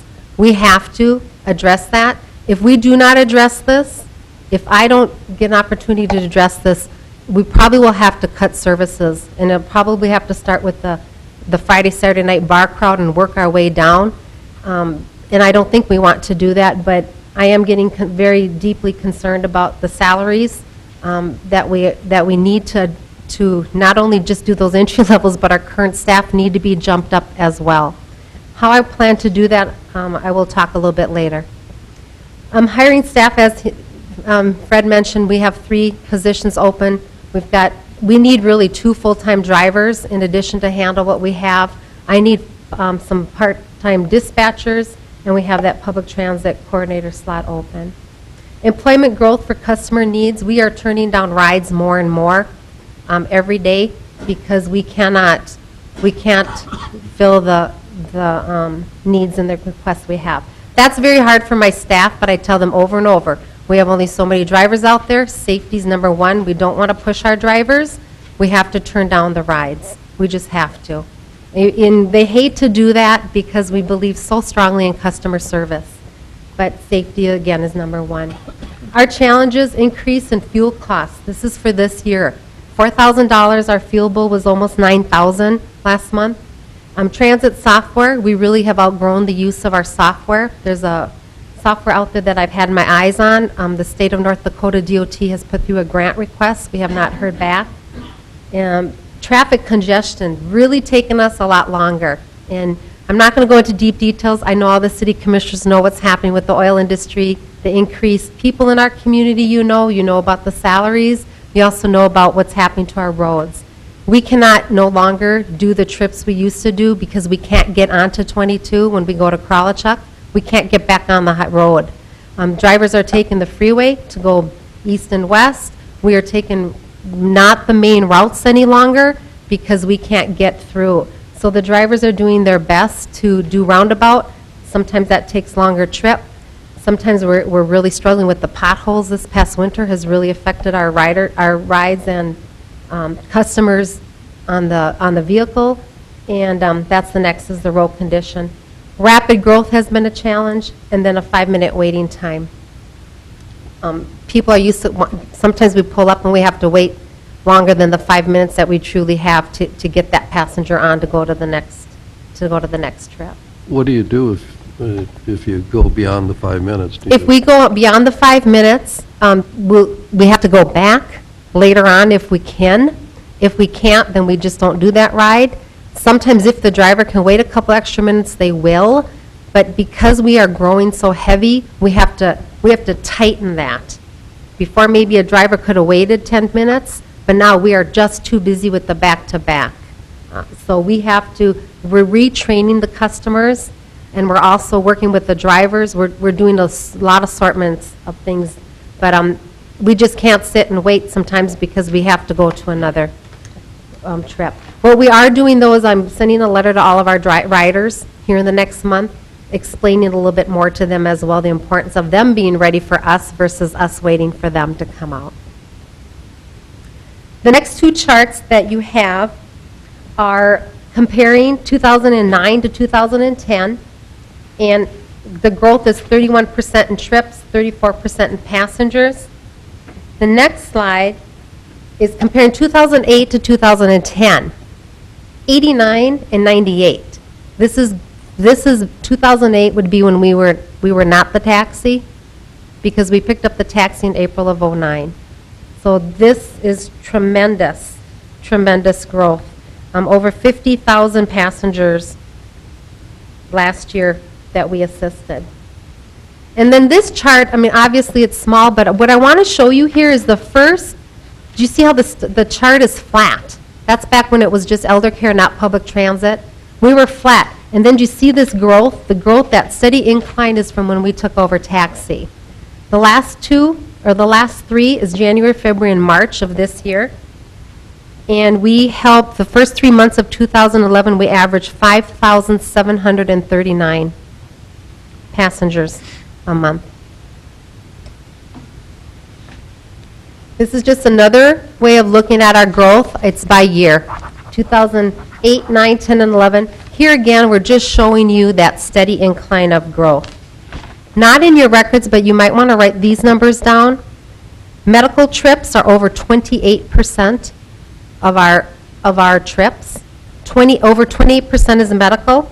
Work-related, 26%.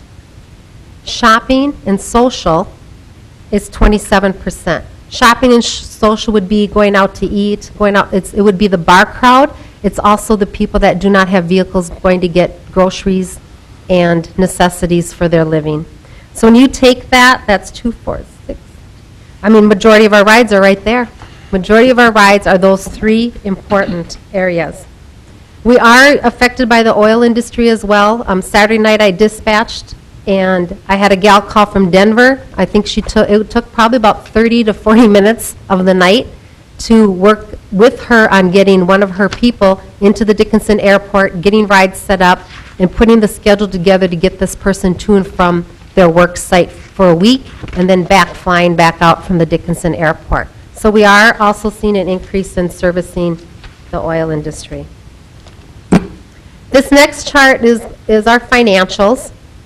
And the project income are our fares. The city sales tax of $21,000, I did divide that out because I thought those were numbers that commissioners would be interested in. That the total we received was almost $84,000. The rest of that money went, $63,000 went for the elder care programs for the elderly through the nutrition and outreach program, because that city sales tax is supporting the elder programs, okay? And then the city subsidy was $50,000. That's 8% of our total income, is that city $50,000.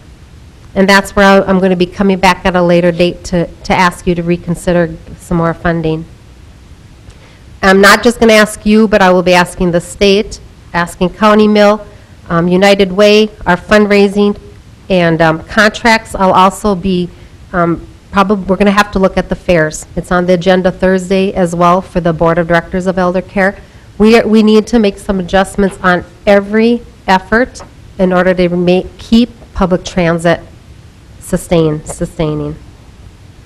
What is your current fare right now? Okay, our current fare right now for an on-demand taxi ride in the city of Dickinson is $6, and that's if you call today for a ride today. Pre-scheduled is $3. So if you schedule it the day before, we can route that ride, and it's cheaper for us to give that ride. And then $20 to and from the airport. So $20 to and from the airport, and $50 to and from Bismarck. Those are kind of our main fares. Now we have to be creative, because I know the city commissioners have asked me to increase fares several times, and I've said no. Was not ready in the past, because we have a lot of people affected by our economy.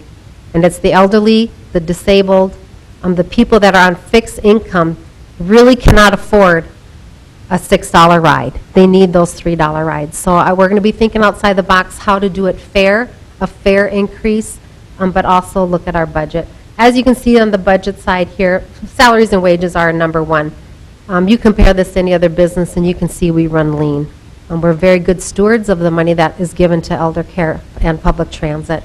We do have a $46,000 net income. Last year, if anybody looked at the notes, we were $1,700 in the hole. I'm glad to see that it has gone up.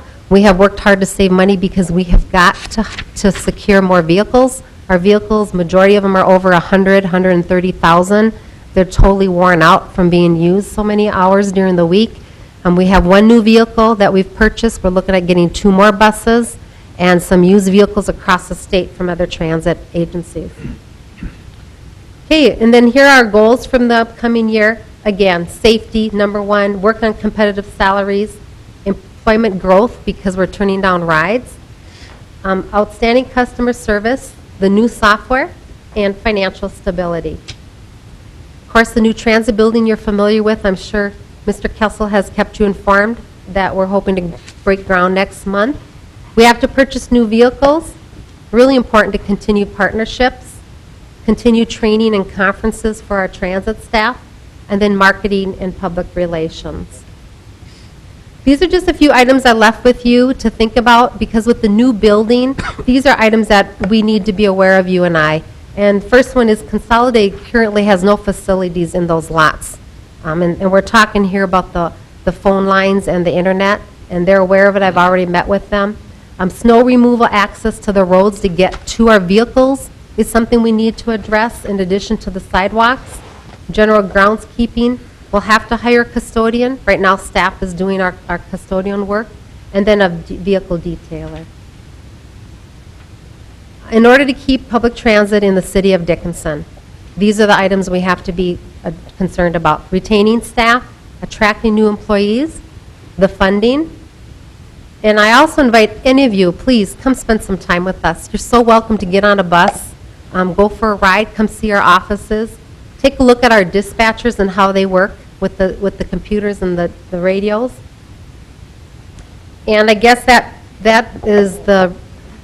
concludes my slides and my presentation to you, and I guess now I'll entertain any questions that you may have of public transit. Back on your income slide, you said project income, that's the fares. Yes. What is agency income? The agency income is basically it's Medicaid, and it's the 5311s. It's the monies that are coming in through the state mostly, are those income. And local match, in case you question that. State aid is in here that we get from DOT. All of our contracts are in there. Our county mill levy is in there. And our United Way and fundraising. We have to raise, mostly it's 20% to secure some of that funding with the regulations. The local match is where we prove that we have monies coming in to offset the money that we're getting from the state and federal. Okay, and so the city sales tax and the city taxi subsidy, that's part of that $242,000 also? Yes, it is. Okay. Yes, it is. Okay. Do you charge the same $6 on demand for your bar crowd as well? Yes, we have. And that's actually an area that we're looking to make possibly some changes into that. I haven't met with the board of directors yet, but yes, and then if it's outside the city limits, it's $6 plus $1 a mile Okay. if we're taking them outside the limits. Because that's not medically necessary. Well, Pardon me? it's not medically necessary. You know, I would see an upcharge for those types of trips. More disposable income from that clientele. You're not hitting the elderly or the low income typically on those rides. Yes, and that's what we're looking at, is I was going to possibly suggest us to take a peek at later in the evening, because I also struggle to hire the drivers and dispatchers to work till 2 in the morning. And that's 28% of your ridership, you said, or 23% of your ridership is the after hours or bar crowd? No, social, this is social, and shopping is 27%. I have not broken down the evening crowd. Okay. Because there's a lot of people that go get their hair done, and they go to Walmart, and they go to Dan's, they do shopping during the daytime. Sure. So that I have not broken out. I can get that information for you, though, as how much of are the bar crowd. We Okay. could do an estimate. Yeah, I can do that for the next time I come. that'd be great. Okay. Mr. Jackson? I think I heard you say that you do some pickups outside of town. Yeah, well, yes, we do, if we're able to. We will go to New England, Killdeer, Belfield. We Any have a idea- lot of requests more from more towns, but like Hebron has called asking for rides, and Glen Ellen. We can only do it if I have a driver available. Any idea on what those numbers are? No, I don't. But we have started to take, the dispatchers are starting to keep track of the refusal, the rides that we cannot do, so that we can get a better picture of it. So we are starting to track those rides that we have to turn down. A Could lot you- of people, oh, I'm sorry, go No, ahead. Could you also track clients from hotels and the airport, more the tourist type? Yeah. Airport, we did a little under 300, January, February, March of this year. The first 3 months, we did 288 airport rides. Those I do know, I track them monthly. Okay.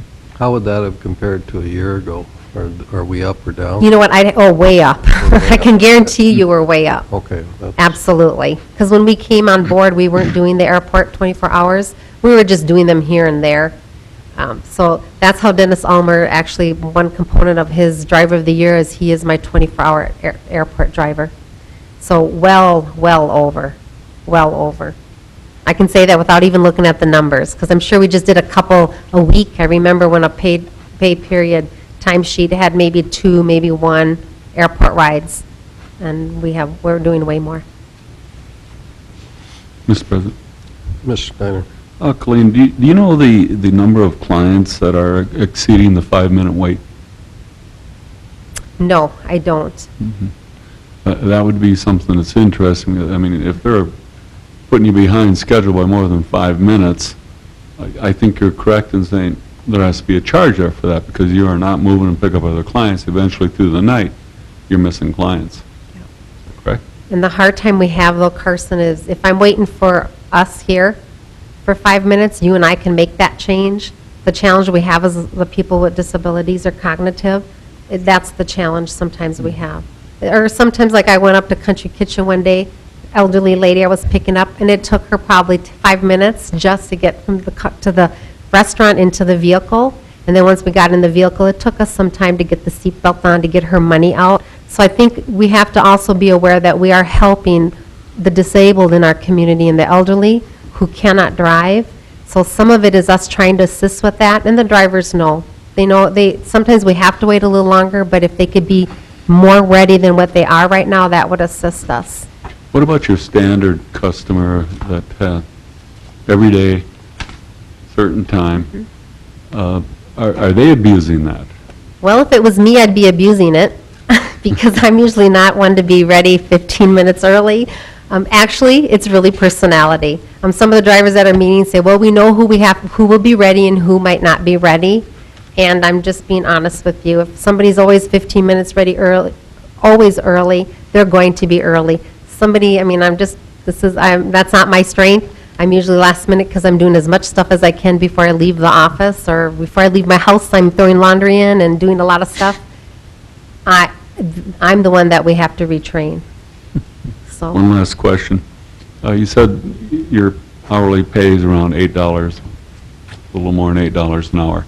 Are drivers allowed to keep the tips that they? Yes, drivers are allowed to keep their tips.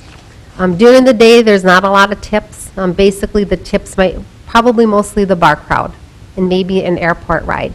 But, you can do a night and get no tips, doing the bar crowd, and you can do the bar crowd and get some tips. There's no rhyme or reason to it, but they do keep it. They're allowed to keep it. And I'm supportive of that, by the way, because they work very hard when you are working with the customers and getting them safely around town, so. Mr. Kessel? Mr. Radikowski, one question. Have you ever put numbers to the in-kind donation that the city of Dickinson provides to elder care, such as your living quarters now, your operating quarters, the snow removal, those types of things? That's something you and I have talked about several times, but we haven't actually sat down and put those numbers together. So no, but I welcome to do that with you if we'd like to. And what he's referring to is we don't pay rent at the Public Works Building, and we don't pay utilities there. So absolutely, that is a big, big component, and we appreciate that. Thank you.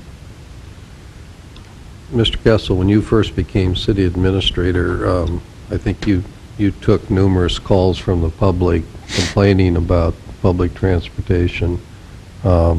In the last year or so, do you get many calls? President Johnson, no. I'm happy to say that we don't. In fact, we used to have a transportation board that met on a regular basis, and one of their primary duties was to discuss the multitude of complaints that were being brought to them from customers, and I wouldn't say of elder care. This was of previous providers of that service. Since elder care has taken that service over, those calls have dwindled to 0. I haven't taken any yet this year. I remember taking maybe 3 all of last year. So they certainly, that focus on customer service shows in just that figure alone. Do your drivers have to have a CDL for the buses? A CDL is required for a 16-passenger, and we don't have a vehicle right now that requires that CDL. About half of our drivers do, which is kind of nice because it's extra training that they have. So by the requirements of the state, the vehicles we have right now do not require a CDL. Okay. So if anybody's looking for a side job, you can come on board and work for public transit. I think it's And- amazing that Go ahead.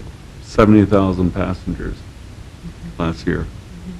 I never would have guessed that much. I would, half maybe, which is where you were 3 years ago. I know, it's unbelievable. I'm still, honestly, I've been there, it'll be 3 years next month, and I cannot believe when I came there, it feels like 20 years ago compared to what we have developed and created through the public transit. And that, honestly, I have to thank the staff and the Elder Care Board.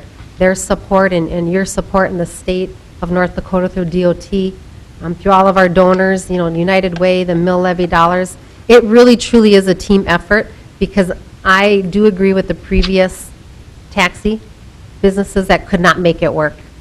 There's no way they could make this work without the partnership. In fact, in the whole United States, transit is subsidized. That's why our rail has been subsidized. That's why the airport is subsidized. And why do we think public transit for taxis should not be subsidized? No, we think it should be subsidized, just not that much. Hey, 8%, that's very little. 50,000 on the taxi, I know. That's nothing compared to what we're providing, I believe. I believe so, too. I do. Um, So, Well, I'm just so pleased that the city receives very few, if any, complaint calls. And I know before Mr. Kessel came here, Mr. Sun took a lot of those calls. And so we know you're doing a great job with this. You're not only growing, but you're managing the growth. And again, we're not hearing the complaints. So please pass that on to your staff, the compliments from the city. I will do that, thank you. Mr. Kessel, can you remind me again where we come up with the financing for the subsidy that we provide? Well, the sales tax is where we use most of the subsidy for elder care, 1%, if I'm not mistaken. And then we certainly, based on the amount of travelers that seems to be increasing, I suppose hospitality tax could be another pot of funds. I was thinking hospitality, maybe even the occupancy tax, if we have, if we track the number of hotel guests that are using, is there any way to tie that in? Well, the occupancy tax right now is currently fully funding to the, Yeah, but you'd really be stretching the statute, I think. Okay. I think our attorney would tell us that too, in terms of what the occupancy tax can be used for. I tend to agree with Mayor Johnson. It's dedicated toward tourism and has some fairly stringent limitations on what the occupancy tax can be used for. Direct operating subsidies toward transit would, I think, be a stretch toward. But the hospitality tax? Hospitality tax is less rigorous in what it can be used for, and that may be a potential funding source for something like transit. The 1% sales tax, in the ordinance says that 20% of that has to be used for economic development and seniors. And so historically, I think that 20% breaks out 14% for economic development, and then the other 6% towards senior-related programs, and that's where we get the monies to contribute to the area's senior citizens, as well as elder care gets the bulk of that money. I think that's the way that works, if I remember right. But you know, we have, the ordinance doesn't say, for example, that 14% has to go to economic development. That's just, that was chosen several years ago, and that apportionment's been followed since that decision was made. But I do agree with Mr. Colling. I think, I don't think you have to take a real liberal reading of the Century Code regarding the hospitality tax. I think some of that could go that way. The $50,000 that we subsidize with, I'm pretty sure that has been coming just out of our general fund.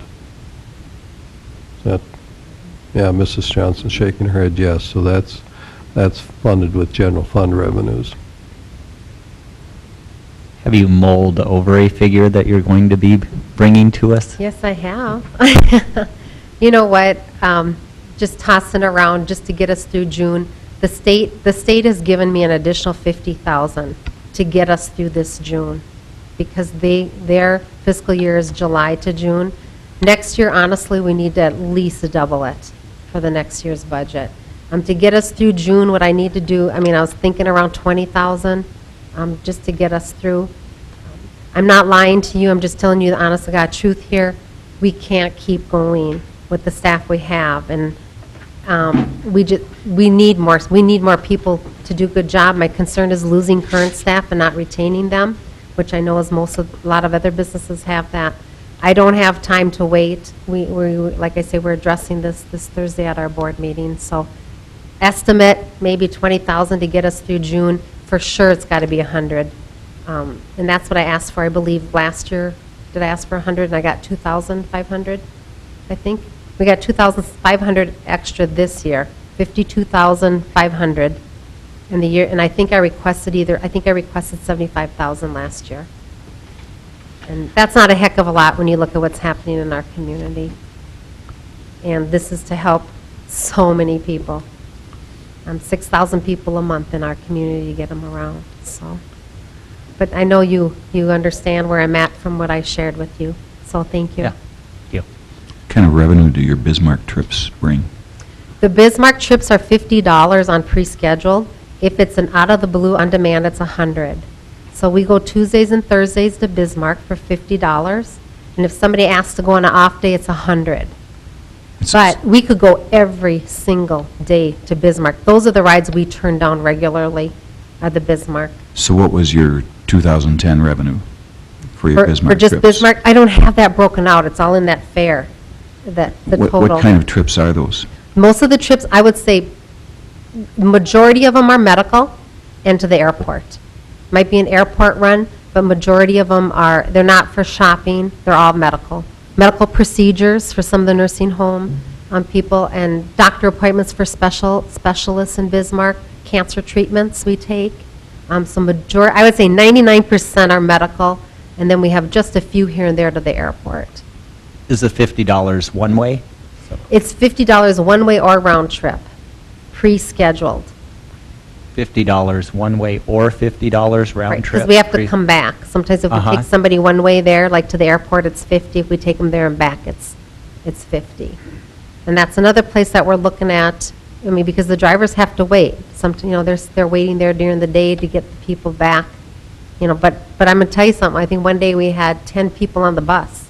Years ago, we were taking one person at a time to Bismarck. We're filling up those buses with 6, 7, 8. I mean, sometimes we're going for two or three. I don't know if we rarely do one, but sometimes our drivers are there with 8 people they have to pick up to bring back home at the end of the day. So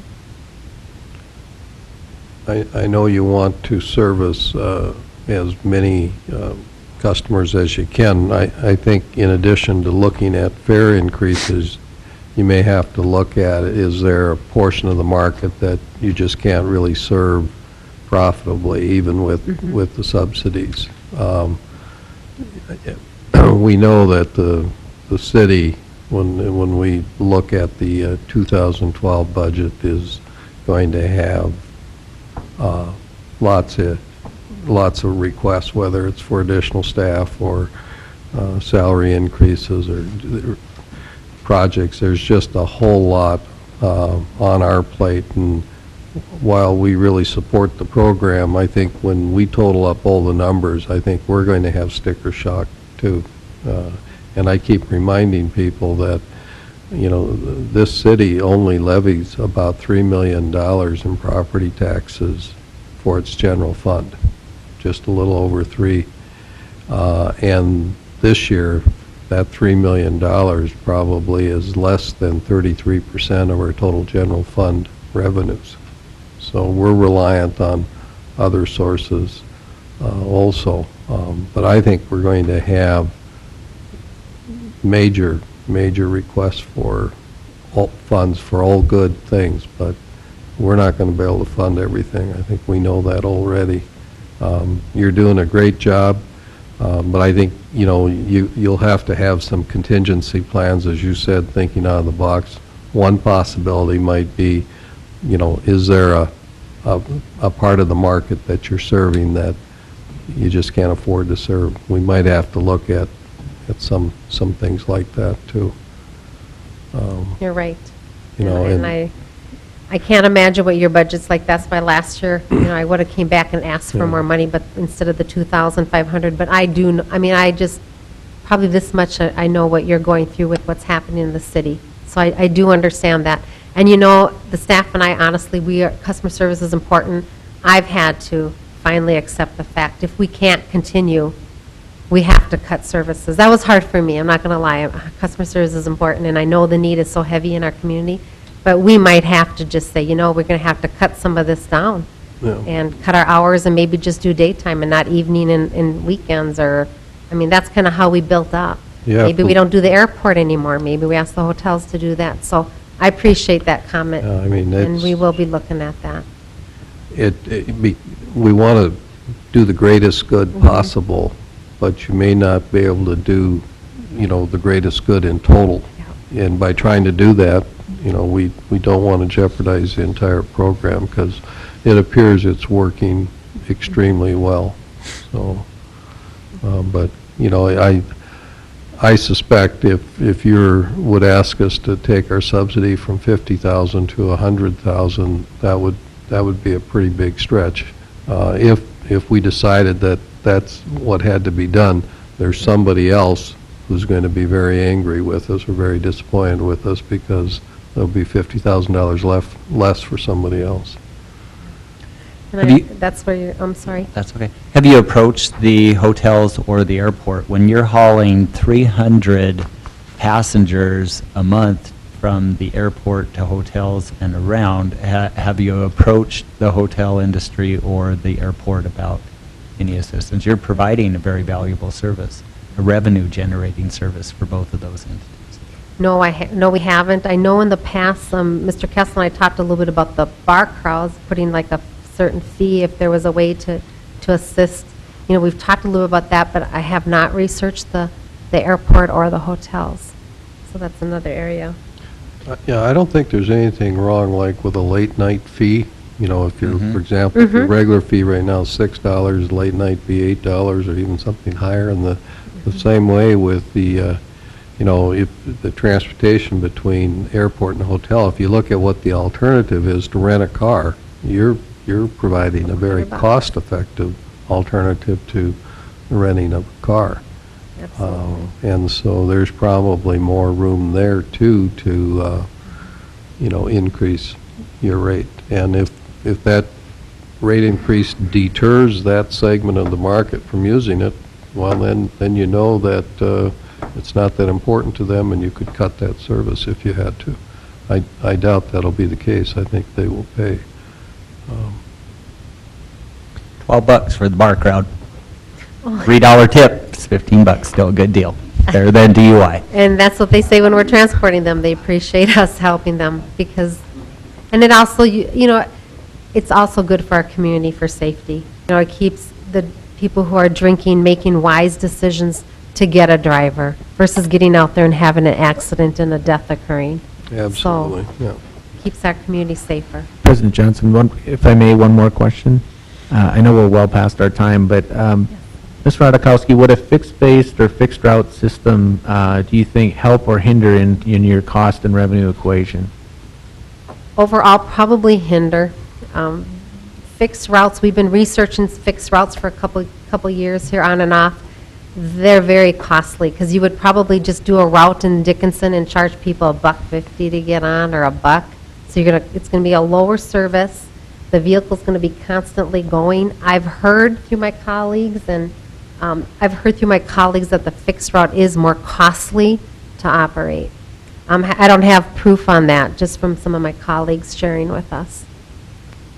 But I think you could think outside the box and, I don't know, have stops like at businesses and promote them also with the stop. I mean, a person could think a little outside the box. Haven't had time again, and I've said that every year. We've got so much work to do to stay afloat. Have not researched that fully to incorporate that in Dickinson. Thank you. Well, you have, you're very capable. It sounds like you have a good board behind you. They can help you too. I mean, we've thrown out a few suggestions, but you're much closer to it than we are.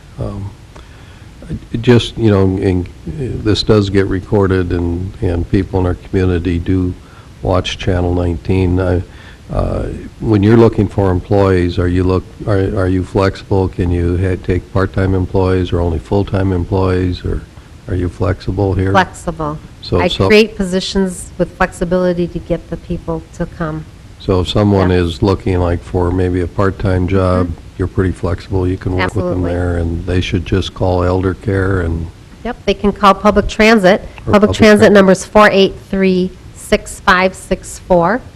Drivers, I mean, we pretty much do schedules that work with their life as well. I mean, I'm very, very flexible with those employee benefits that we can provide our staff to maintain them. Okay. So thank you. Anything else? Well, good report. All right, thank you. Our apologies to Parks and Rec. We know you have a 6:05, but we know you don't mind waiting, right? So, Mr. Kramer, are you presenting?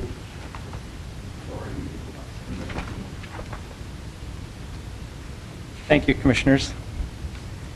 A little bit about the Central Plains Baseball Tournament up front. Last time we had this event was in 1999. That year we had over 9,000 people attend 14 games over 5 days. This year, teams from Minnesota, Nebraska, Iowa, South Dakota, and North Dakota will be participating. Again, now remember, we bid on this 2 years ago, is when we submitted our bid. So 2 years ago, we were working on drawing events to our community to fill hotels and restaurants and generate traffic and hospitality tax dollars. Obviously, things have changed over the last 2 years, and it will be a struggle to accommodate the hotel rooms and things like that for this event. But the event was awarded to Dickinson for a 2-year term. So 2011 and 2012, Dickinson will be hosting this event.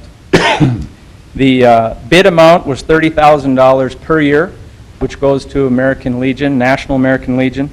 The Convention and Visitors Bureau grant awarded the Park District $25,000 a year, and the Park District put in the other $5,000 to handle the $30,000 bid.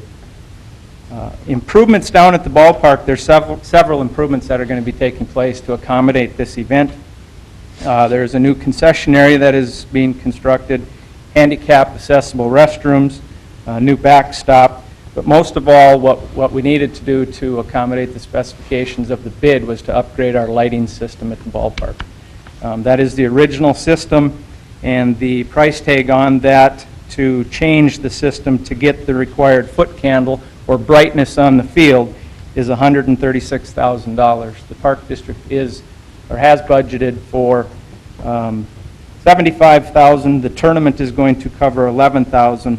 And therefore, our request to the City Commission is for $50,000. And I will let Sean talk a little bit about why the request is now. President Johnson and Commissioners, as you may recall, most of you were part of the budget process for last year.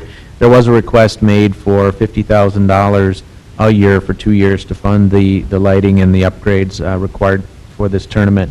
The city commission at that time did consider those dollars, but they did not make it into the budget process.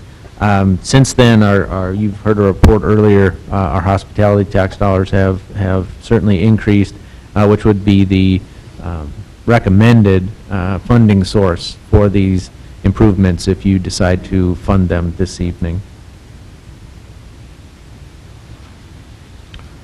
Okay. Any comments or questions by commissioners? Yeah. If I may, one more thing, President Johnson. Mr. Kramer, could you talk about attendance and those types of things that happen at this event? Maybe I missed it in your presentation. Yep, in 1999, again, we had over 9,000 people come through the gate over 5 days, which is 15 games.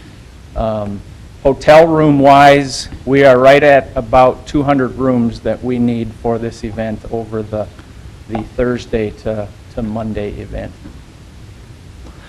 When you originally pitched this, didn't you ballpark some, I hate to use all these baseball terms all the time, I didn't mean to do that, no pun intended. $250,000 for each year's event was revenue potential, or?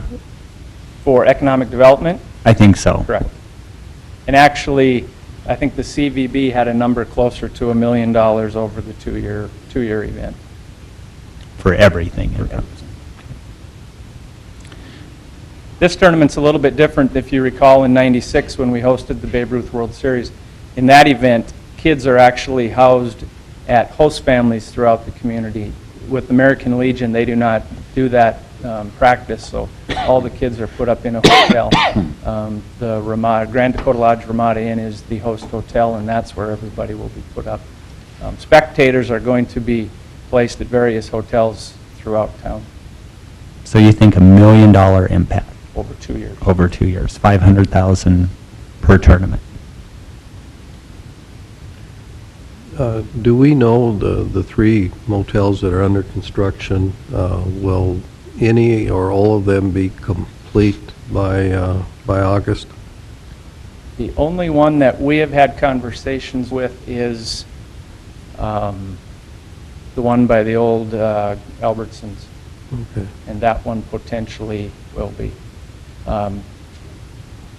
A lot of the deadlines that we're hearing are very close to our tournament, so we're trying to stay away from those facilities just in case there's some sort of delay.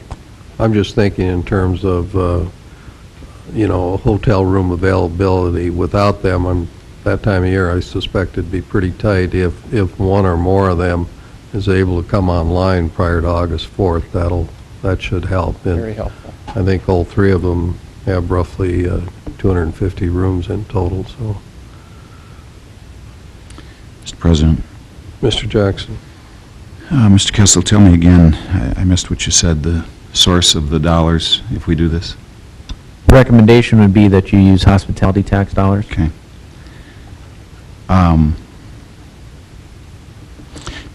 I have no question about the request, about the value of the event, and it's a great thing for our community. It's a great thing. And as a community, I think we should be on board with this. I do have a question about where the money should come from, and I don't know if we want to get into that now, or if we're going to try to dispose of this tonight or not. Well, the suggestion I would make is that we would ask Mrs. Johnson just to prepare a projection for the hospitality tax monies. We've got 3 months worth of data. We might even have one more by the time we would address this. But I think, you can make a reasonable projection in terms of what our annual revenue is. We already know what we've committed to. We committed to, in addition to what's budgeted, we committed some dollars for the airport out of here. We can put those commitments in and just show us a worksheet. I suspect that based upon those projections, we're going to have the source of funds that we could support this if we chose to do it. But I think the prudent thing to do would be let's see what their projection is, put it on the meeting in 2 weeks and act on it then. if that's okay with fellow commissioners. And So what kind of time frame do you have on the lighting? The lighting was bid and actually awarded to Berger Electric. Okay. And will be installed the end of May is the time frame right now. Okay.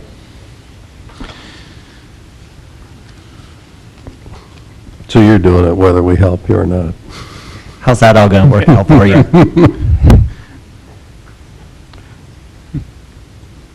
How do you pay for it if we don't come up with? Park funds. Park district funds, okay.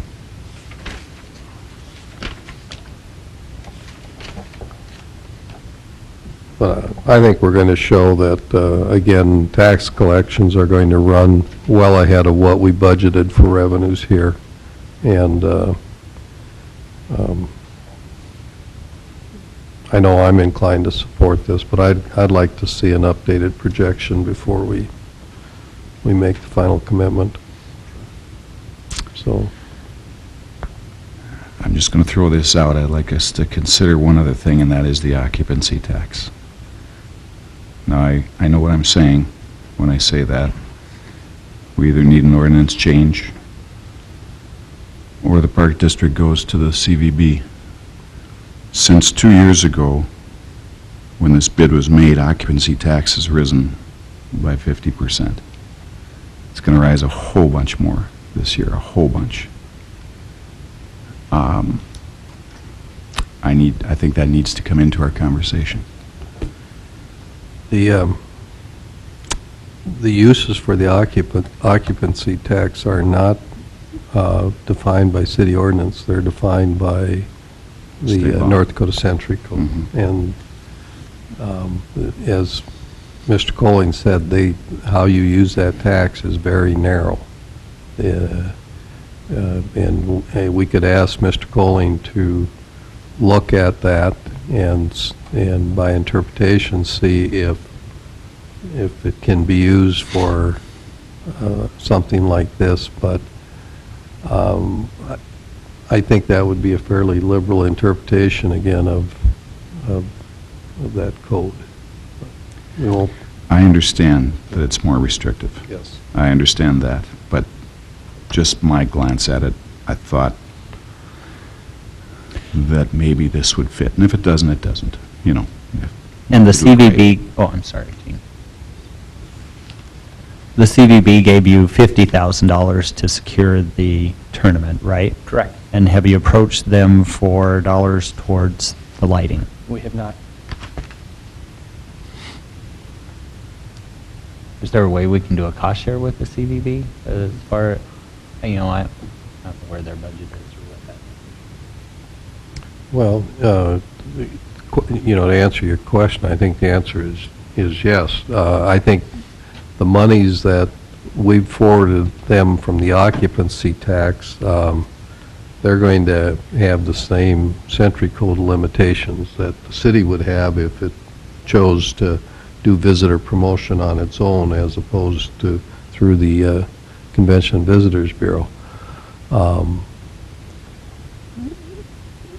You know, a year and a half ago or so, when we considered making changes to our ordinances regarding funding visitor promotion, you know, I know I got very familiar with the Century Code there, and the occupancy tax is, you know, the way the use has been defined is very narrow, very narrow. The hospitality tax is much more flexible.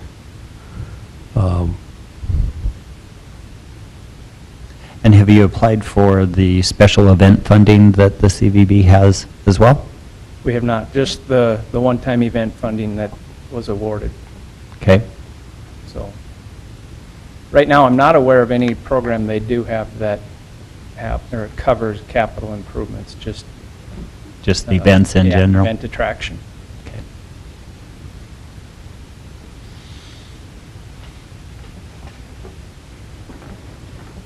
Mr. Kramer, does it, you know, if we wait 2 weeks to act on this, again, does that create a problem for you and your board? No.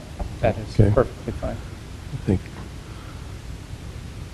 like I said, I think our numbers are going to look pretty good when Mrs. Johnson puts them together. But again, the prudent thing would be, let's put the numbers together and take a look. And Sure. Before that meeting, would you be able to meet with the Convention Visitors Bureau, see if there's any additional funding, and be ready to answer those questions when we Absolutely. come in too? Yep. Okay? Okay, the other handout that I had in your packet was an update regarding the West River Community Center. It's been a while since I have been back and updated you on numbers. Just to give you a quick little rundown, on the first page, our annual members. Those would be annual full center and basic. We are still tracking about 90% of our membership are full center, and only about 10% are the basic membership. The opening month, May of 2004, we were right at 4,170. We peaked out in April of 2007, 4,655. And in December of 2009, we hit the lowest number there at 3,700. And I think there were several reasons at that time. Oil impact in our community wasn't then what it is today. Local businesses were laying people off. We had a second fitness center open in our community. So I think there was all sorts of reasons why that number bottomed out that year. Last month, March of 2011, we were back to 4,271 annual members. And as I actually looked at numbers before I came tonight, we are adding every day new members. So I don't think that number is going to hold there. As far as daily fees in 2004, that was for 7.5 months only, as we opened in May, 92,000. As you can see, a slight incline until last year, 2010, 144,644. And we probably were on pace to stay right around that 126th until the last 3 months of 2010 is when that increase really picked up. Average users, annual users from the day we've opened, we're averaging about 273,000 users per year. Monthly, 22,765, and about 758 daily users of the facility. The next page is just an overview of our most highly used months since we've opened. Again, the best month on record, May of 2004, and again, that was only for 2 weeks that we were open, 51,700. And as you can see, all of these numbers on this high month list fall either within 2004 or 2005 until you get down to number 7. March of 2011 was our 7th best month on record, 32,697 people through the door. So again, I wanted to present the numbers so you could at least get an idea of the amount of usage that we're seeing over there. You know, I thank every day that we added that parking lot to the north eventually, or originally that wasn't in the final plans to do that parking lot, and I kind of laugh at what that would look like now. But there are actual days throughout the winter, and usually Tuesday nights, because those are our most heavily scheduled night, that it is very difficult to find a spot to park. So we're very excited about the direction the building is going, and again, we thank the city for all the cooperation and assistance. With that, I'll take any questions there may be. Mr. President. Mr. Steiner. Mr. Kramer, you have got to be getting very close to the 1 million customer mark, if you're not already We're over. past. You're past it? Yep. What do you think? Actually, we're looking now to start scheduling higher up, 3, 4, and 5 millionth person through the door. Okay. It's amazing. I try and get to the rec center 2 or 3 times a week, but I always make it a point to visit with people that have the bands on. And of course, those are your daily users that pay a fee to get in there. And you talk to them about the cost. I think it's the best deal in town. They talk about the use of the facility. Most of them, 99% of them, have never been in a facility like we have here. The only ones that may have been might have come from a large city, and I just can't remember anybody telling me that what they've been to is better than what we have here. So compliment to you and your staff again, that, you know, you're impressing the people, it's clean, it's busy, and that's good for the city. Thank you. Any updates on the band shell? We're still working on it. With the amount of workload that's kind of coming down the street right now, we've kind of slowed off on some projects, and that's one that we've kind of slowed down on. But we continue to move forward. We actually want to enter into some discussions with the Veterans Memorial Group to see if there's any ties that we can make to work together. So there's still some movement and some opportunity to finish that project. Anything else? Thank you. Thank you for being here, Mr. Kramer.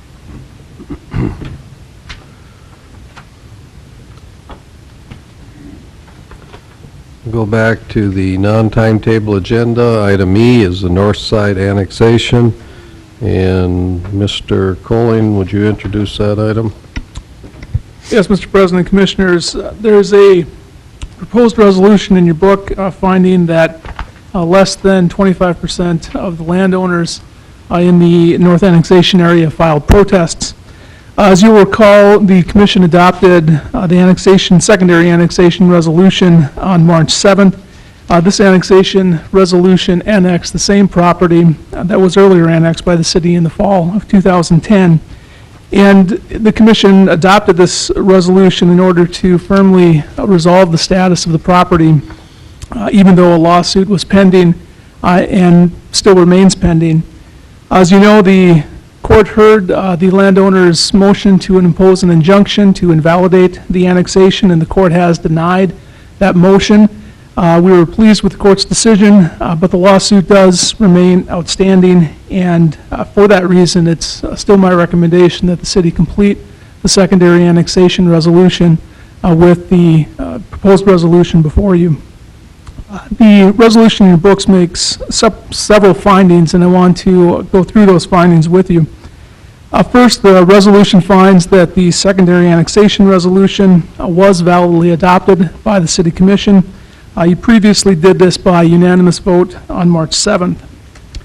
Second, the resolution finds that the annexation resolution and notice of hearing were published as directed by Century Code.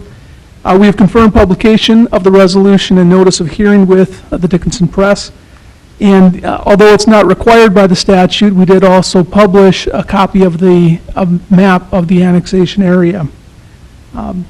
The documents were all published in the newspaper on March 15th and March 22nd, and we have obtained an affidavit of publication from the press confirming the publication of those documents. Third, the resolution finds that the city did mail a copy of the resolution, notice of hearing, and map to all of the property owners within the annexation area. The owners and their last known addresses were verified by the Stark County Assessor's Office, and I personally went up to Stark County and did verify the owners and last known addresses against the Stark County Recorder's Office land records as well. In one instance, we did become aware of a land sale that was recorded after the passage of the annexation resolution. And although it's not required by the statute, we did also send out a copy of the notice of hearing, the annexation resolution, and map to that property owner as well. Individual letters to all property owners were signed by Mr. Kessel and were mailed to property owners on March 21st. The city has not received any of the letters back as undeliverable or otherwise. And from all appearances, all the letters were received by their intended recipients. Fourth, the resolution finds that North Dakota Department of Transportation has provided written consent to the annexation. The annexation area, as you know, contains highway right-of-way along 3rd Avenue West, Highway 22. North Dakota Department of Transportation was notified that the Commission had adopted this resolution. They were included along with the mailing that went out to all other property owners. And North Dakota Department of Transportation did provide its written consent to the annexation to the city on March 22nd. Finally, the resolution finds that the owners of less than 1/4 of the territory proposed to be annexed have filed written protests. The city has received a number of written protests regarding the secondary annexation resolutions. For each of the protests that we received, we correlated the protest with the property owned by the person or business writing the letter. The acreages for each plot were taken from the plat maps that are filed with the county and approved by this commission. All of those plat maps are surveyed and contain an acreage for each lot and block, or they contain dimensions of the lot, and we calculated dimensions of those lots off of those survey maps. All of the protests were counted. We did receive one late this afternoon, and although technically that property owner is beyond the 30-day time limit in which to file a protest, we did count that protest along with all of the others. Now, the total annexed land area is 324.37 acres, and when all of the protests were calculated, the total amount of the land area opposed to the annexation equaled out to 64.06 acres. That's about 19.75% of the total annexed area. It's well below the 25% threshold that would be a bar to annexation and gives us a margin of just over 17 acres of land. There were some parties who did not file written protests to the annexation that we may have expected to file. For example, the city did not receive protests from some of the plaintiffs in the lawsuit that's now pending. The city also did not receive protests from some of the landowners who filed protests to the original annexation resolution last fall. It may be that these parties simply changed their mind and no longer opposed annexation, but just to be on the safe side, we did go through all of the records and calculate those land areas of those landowners as well. Now, because these landowners didn't file a protest within 30 days of the publication of the resolution, the city is not obligated to count their land as being opposed to annexation, but we did go through and calculate it anyway. And even if you include all of the parties who filed protests, all of the plaintiffs in the pending litigation, and all of those parties who filed protests to the original annexation but didn't oppose the secondary annexation resolution, all of those properties together equal just over 22% of the total area that is subject to this annexation resolution. The short of it is, no matter how you count the numbers on this, the owners of less than 1/4 of the territory proposed to be annexed here have filed written protests to the annexation. Accordingly, the resolution before you finds that the owners of less than 1/4 of the land area described have filed written protests. Assuming you adopt the resolution here tonight, a copy of the annexation resolution, along with a certified map of the annexed area, will be recorded in the office of the Stark County Recorder.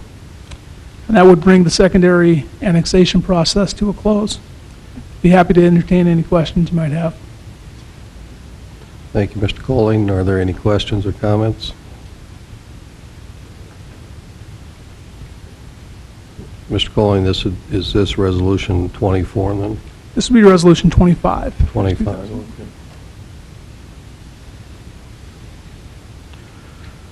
Are there any questions or comments?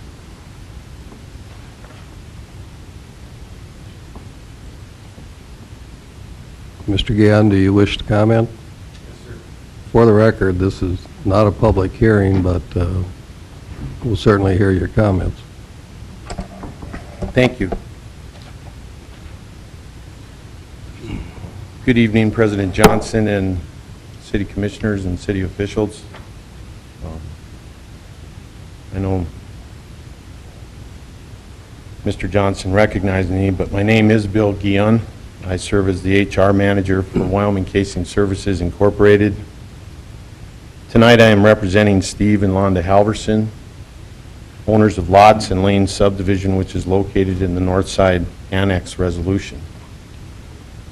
I know it's been a lengthy meeting. I don't intend to burn a lot of time, but I think I have some important information that I'll go through. There's really three major things. First of all, informally, on behalf of the Halversons and with the cooperation of the city, I obtained the protest letters. I've gone through and I've compiled and I've run the numbers. And if I may, I would like to share my homework with you. I won't go through that in detail, but I guess what I want to see is why my calculations are so much different than what the city did. Because when we do my calculations, it's really close. If you round to the nearest percent, it's 25%. And one of the things that I think might be a significant difference is that when you take the plats and you look at those dimensions, that doesn't include roadways. So you have to go back and you have to look at every roadway and adjust for those that did protest and those that didn't protest. There's 33 feet of roadway there, in some cases more. You know, and I was very diligent when I went through this. I worked in an industry in the banking, and I'll tell you right now, figures don't lie, but liars figure. And I'm not calling anybody a liar, but there's a right way to calculate this. And until we have an assurance that it's done correctly, and you could very well look at my homework, and I can meet with you guys, and you can point out where I went wrong, but my numbers show that we're right at 25%. And I'm not going to go through all that tonight. But I'd like you to take that into consideration, and in that light, I'd like you to respond to that before you actually make a decision on this. I called every one of the individuals that I could reach. You know, those that had protested, and I appreciate your effort to go out and contact the ones that hadn't filed. I did the same thing. I got a hold of two of them today, and they said, we forgot. And I said, well, I don't think that's going to help, but, you know, it is a lot closer than what I think the initial numbers would show. So with your permission, and I don't know how you do this, do you hand it to one person? There's not a copy for everyone, but what there is there's 3 handouts. And I'm imploring the commission to take the time to look at this. If I'm wrong, I'll stand corrected. If I'm not wrong, I think we have to have another discussion. I don't know where it goes if... And I'm not... You know, we're not on a witch hunt here. We have some questions, we're trying to find some answers. So we kind of took our... And maybe I'm missing something obvious, but in the handout number 1, we talk about landowners and how they own their land to the center of the road. And I think, Commissioner Jackson, you can certainly appreciate that as with your background. We also went in on section 2 of handout 1. We listed every subdivision. And for example, you look and see that like Porter Second, North Industries Addition, there's a total acreage there, and there was absolutely no one that protested in that acreage that I could see. So I went through every one of those. You know, the replat of the Berwick First subdivision. Now, there's a case where, you know, you have quite a bit of protest in that one subdivision, the same with Lane subdivision. But when it's all said and done, if you go to Area H, and it says area to be annexed, we show total acreage, and I've provided you with the plats that I got out of the courthouse, total acreage of 325.11 acres that you're asking to be annexed, and we show protested acreage, including the late letter that was filed today, of 80.614. So you have basically non-protesting acreage and protesting acreage, but if you take the protesting acreage and divide it by the total, you get a percentage of 24.7959. Now that's splitting hairs. And I know there's a couple guys out there that didn't file. I'm just telling you that, you know. You know, if you say, well, that's not 25%, I suppose you can argue that, but I think from an accounting standpoint, they weren't talking about, you know, those fractions of a percentage. I think you're talking about having 24% or having 25%. The owners of 25% of the total area have protested. We believe that these numbers recognize the fact that the land on which the road lie are owned by the adjacent landowners. And maybe you addressed that when you did your calculations, I don't know, but we would like a response, and you don't have to do that necessarily tonight, but I guess we're We're asking for an explanation. So that's point number one. Point number two, in Lane subdivision, we would like this question answered. Why was our good neighbor Henry Brown excluded from this annexation? It would seem logical to us that if you're going to take Lane subdivision, you would take everyone in that subdivision. Mysteriously, there's this line that goes right south of us, and Mr. Brown is out and everybody else is in, and I just don't get it. You know, to me, you would try to take the whole subdivision, and if Mr. Brown wanted out, he would protest to be out. So we would like that question answered. Thirdly, it appears to us we've met our burden of proof. We're looking for a win-win solution. Here's what we think it would be. Do not proceed with this annexation, but go back to those that want to be in the city, which is primarily North Industries, and give them the opportunity to basically annex by petition. Nobody's going to object to it. There will be no obstruction to the development that you want to do. And I'm not saying that Lane subdivision won't be receptive to continuing the conversation for annexation. We don't want to get in the way of progress here in Dickinson. We're looking for a win-win-win. The city can win, the developers can win, and 25% of the landowners up there are going to be heard and respected. And when that happens, I think you're going to have a better situation going forward. We know the city's going to grow. And it's very possible we could be looking at another annexation very soon, but this is bad business and bad timing. I don't know how much more straight I can be with you. You know, we respect the decision of the court. We also know we have other options. I'm speaking on behalf of the plaintiffs. That's kind of apart from this, though. We see this as a second annexation effort. That's why we're here tonight to protest. And when I went to my owner and I asked him, he said, well, what are the numbers? You were a banker. Can't you figure it out? So this is what I've done. And if I've made a mistake, I'll be the first to admit it. But I believe we're thorough. I believe we're accurate. And I think it's worth a consideration. And I would ask that you delay this for 2 weeks so that I can meet with the commission and we can get these questions answered. That's it. Thank you, Mr. Gann. Mr. Colleen, 2 questions. One is, what we're doing tonight, is it time sensitive? Can it be delayed? The statute reads that the commission is to hear and determine the protest at the next meeting following the annexation, following the 30-day time limit to oppose annexation. So that would be this meeting where the board would have to make a decision on it. There is some case law that indicates the commission can consider it and delay it if it needs to, but the way the statute reads, it says the next meeting after the time limit expires.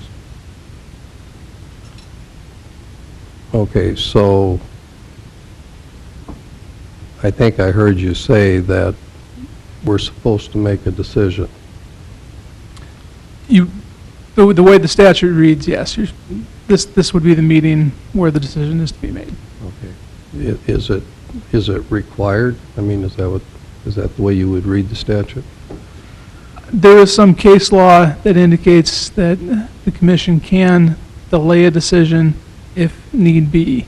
So if you did choose to delay a decision, I don't think you'd be violating the law. Okay. Now, the second question would be, I guess, and this would go to Mr. Soren or Mr. Colleen, without some time to review Mr. Guillen's calculations, I mean, could you answer his question tonight, or would you need some time?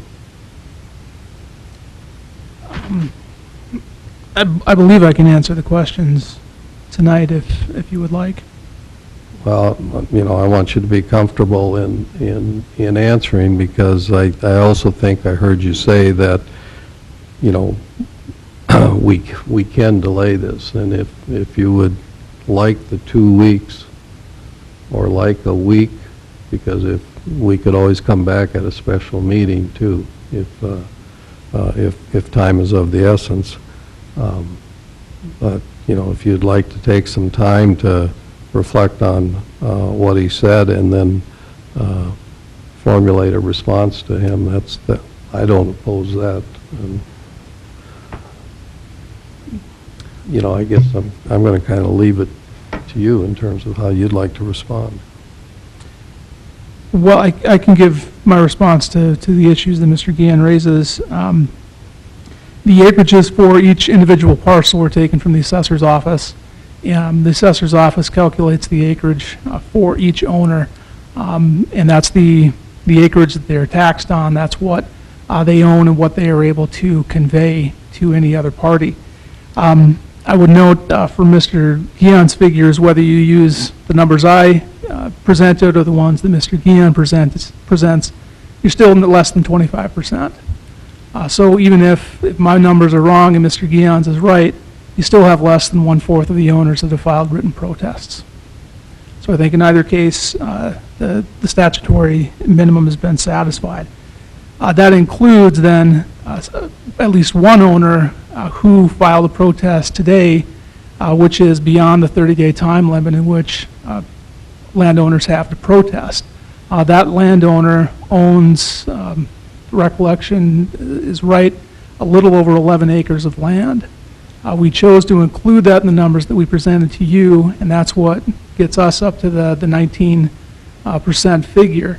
If you take that out, it's more around 15%, well, be about 16.5%, something like that. And, you know, Mr. Guion's numbers, it's 24.7%, and you take out that 11 plus acres, it's something substantially less. As to why the annexation lines were drawn where they are with respect to Mr. Brown's properties and everything north of 38th Street, that is a legislative judgment, and that is something that case law supports throughout, is that it's the city commission's discretion to draw the annexation boundaries where you deem best. And there's no other body that can step in and question the city commission's judgment on where annexation boundaries ought to be drawn. And the Supreme Court has said very emphatically that courts cannot step in and decide to overrule the city commission on its judgment as to where city limits ought to be. That is something that is entirely at your discretion, and you can choose that where you deem best. Well, here's what I suggest we do. It's not only important to, you know, to this particular action, we're likely to be faced with future annexations. So I think it would be prudent to know just what the proper procedure is for calculating the acreage, and so that we, you know, make sure we're technically correct there. I also think if we're going to be technically correct, any protests that came in after the deadline then should not be included. Only the ones that met the deadline. But let's know for certain which method of calculating acreage is the appropriate way to do it. Sound reasonable? Yeah. I mean, whether it's 24.7 or something else, I mean, I'm willing to have our staff look at this process and see if we did it correctly or incorrectly. I'd be okay with that. Are you okay with that? Yeah. But again, I think if anything that came in late, I know I would not be in favor of including that.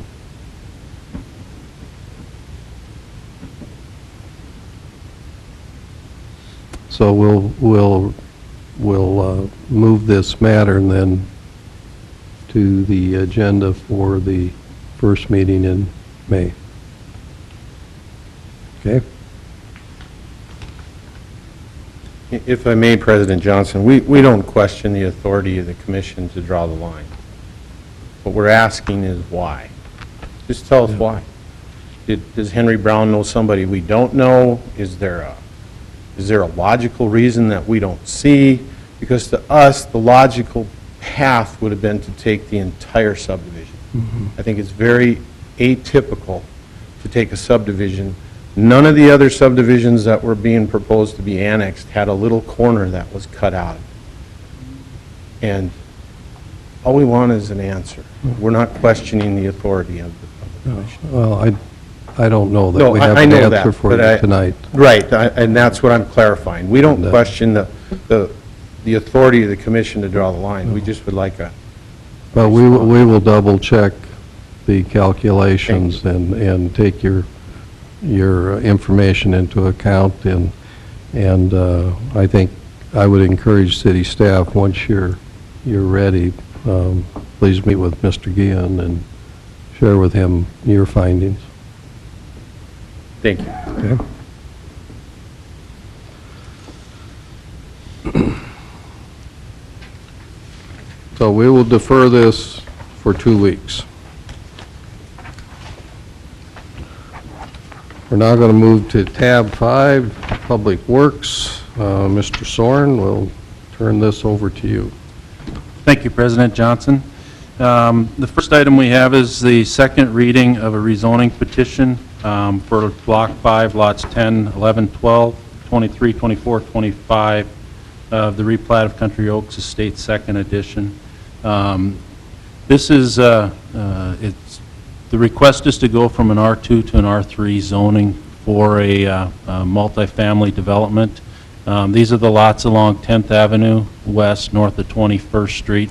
The lots directly to the south of it were about a year ago, not quite, were rezoned from an R2 to an R3 as well. So this is a continuation of that development, and we're recommending approval of the rezoning request.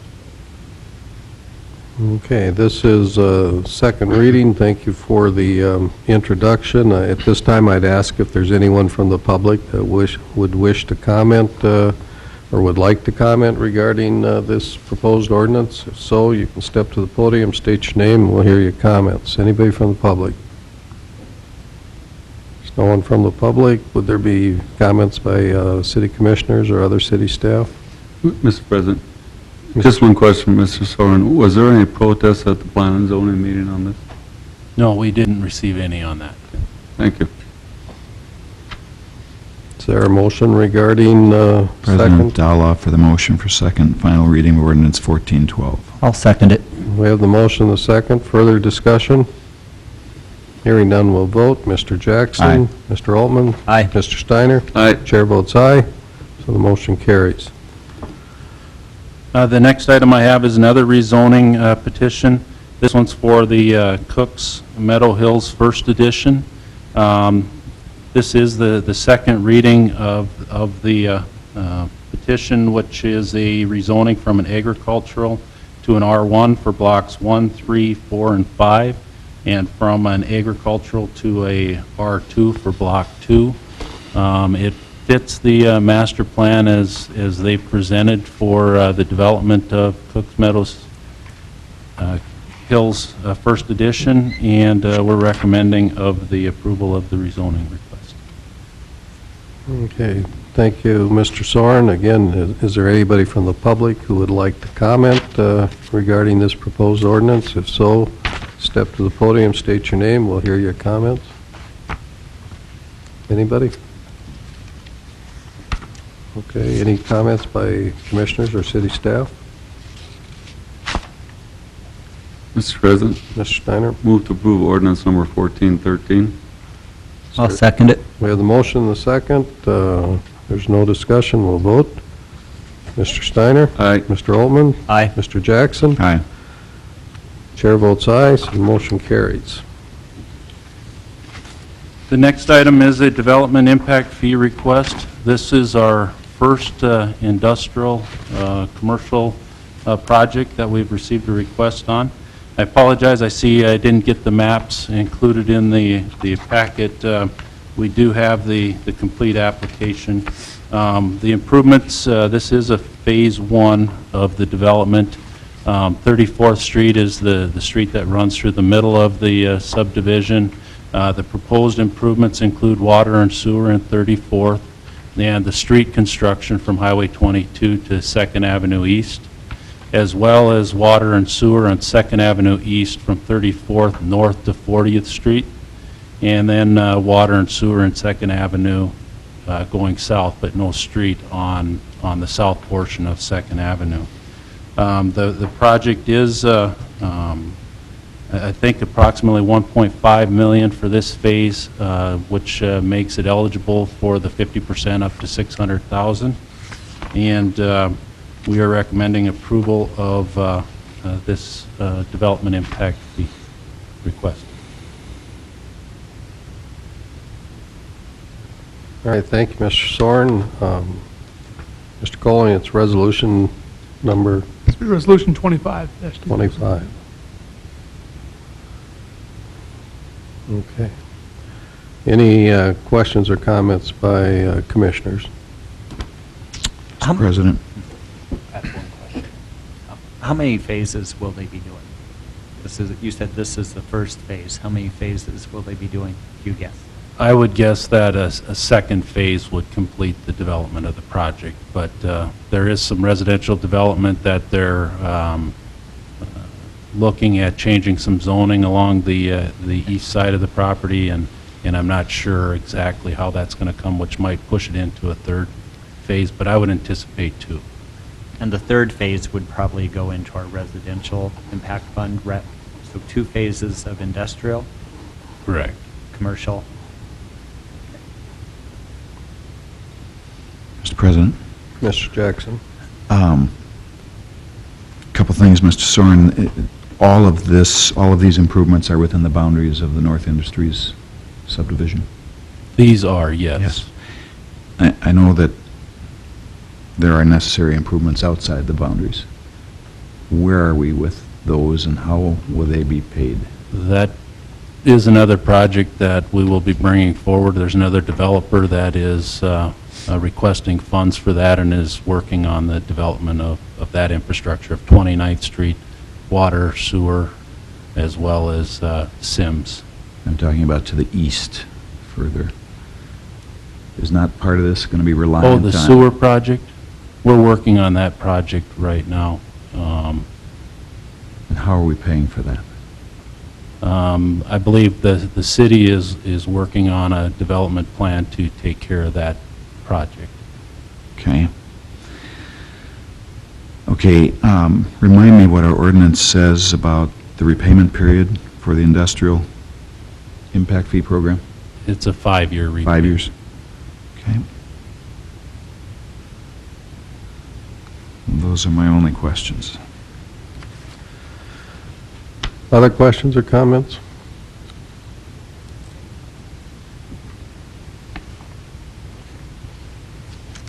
I just, remind our commissioners that I think before the year is out, we will have to have a plan on how we fund the Development Impact Fee Fund. Again, we've transferred $1 million from the half-cent sales tax fund in here to fund it, but I don't think that'll be sufficient. We're going to have to transfer more monies in.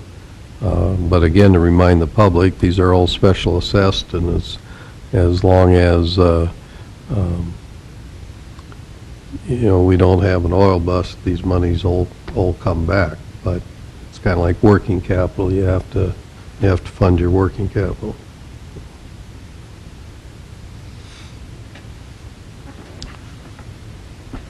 Would there be a motion regarding this resolution? Mr. President, Mr. Steiner? move to approve resolution number 25. 25, 26, 25, 2011. We have the motion. Is there a second? I will second. We have the second. Further discussion? Mr. Soren, do you have a schedule on when this work will actually commence? I do not have one readily available. I would, in my report, and if you would like, I'd like to go into some of these impact fees and the direction. Currently, we're reviewing out of our office 13 different development impact fee projects to be constructed right now. Several of those have gone to bid, and the contractors are working on getting contracts put in place. Some of those we have approved, as you can see by the consent agenda, as well as this one here. I do have approximately 5 to 8 other projects that we're working on, where I think, the hope is that development impact fees will be available on that. At the next meeting, I'm hoping to bring all those to the commission in a PowerPoint to show locations and exact extents of all these projects to be more precise to answer your question, as well as hopefully we'll have more timelines from contractors as to when they're hoping to come into town and start doing some of the work.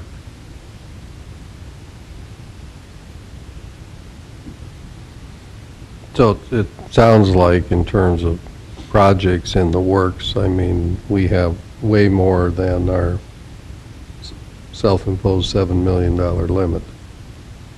This is the first from the commercial. I've got 2 others on my desk right now that I'm working on from the commercial side, which is under the $3 million for that side of it. But overall, yes, we're at 3.7 million dedicated funds on the residential, and 5 projects that I'm working on in that side of it, and there's several other developers that are looking at improvements that haven't brought projects forward yet, that I would anticipate they'll be looking for help as well, which puts that at another 1.5 to $2 million towards that 3.7 that we already have for residential.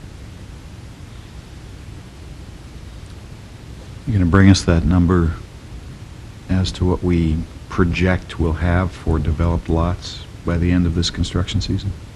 Yes, and I can give you some rough numbers from a spreadsheet we're working on.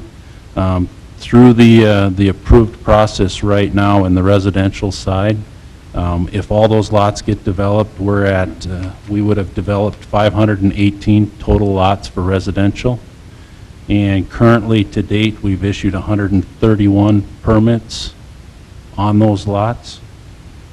So if everything goes with the current proposal, we'd have 387 lots developed this summer, just based on the projects we've approved right to date. So what I'm hearing you say is 387, if we do another 150 or 200 building permits this year, that would leave us, that would take up about half of those. Right. I don't have those numbers broke down into R2, R3 projects yet.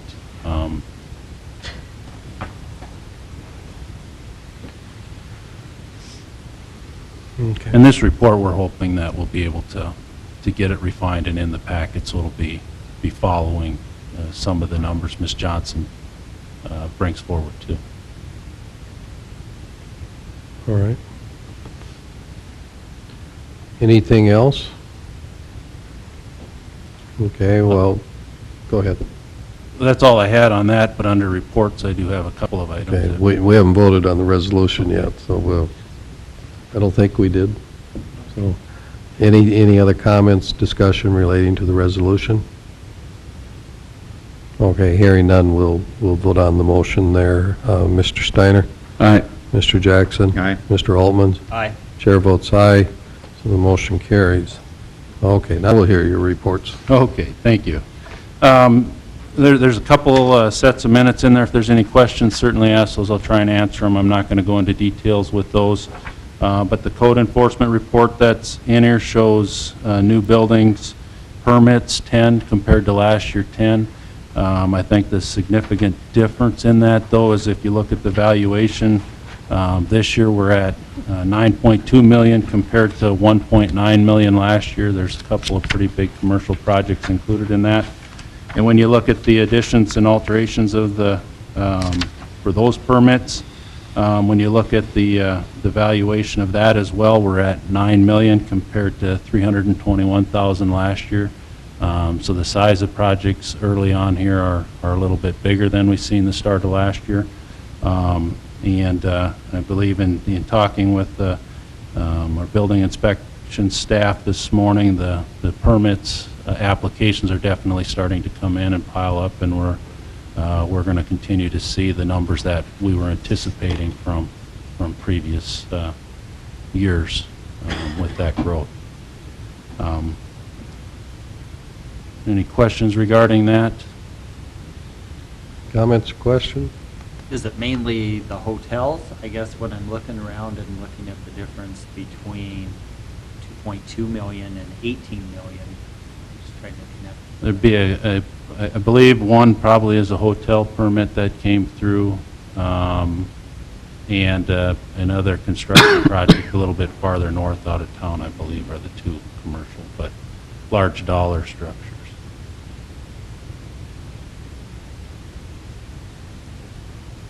Anything else?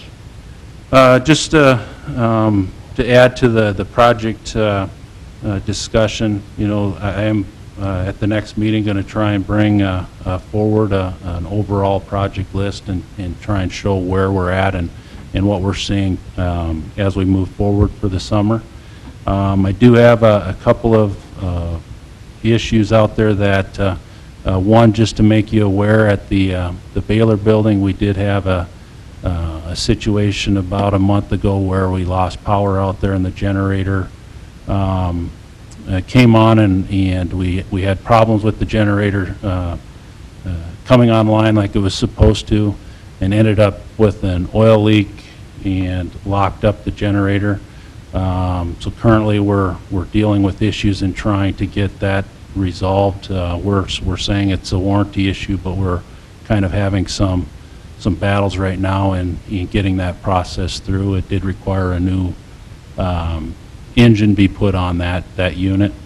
And another one that is hanging out there is the lift station up by Lincoln Elementary. We do have that functioning in a limited capacity to handle the school edition, but we have run into some issues with pumping into the force main directly as it was designed. If we take it to the lift station north of the interstate, we can get it to work. But when we try and put it directly into the force main and not have to pump it a second time, we're running into some issues, and we don't know if that's because of the type of pump we used right now, or if there's something else that is happening with that system, and we're troubleshooting that to see where that is. But hopefully within the next few days or a couple weeks, we'll get that resolved and be able to get that lift station online fully.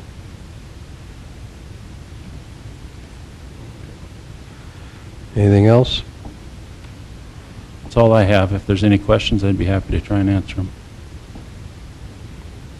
I guess one question, because the meeting's gone long enough anyway, so what's one more?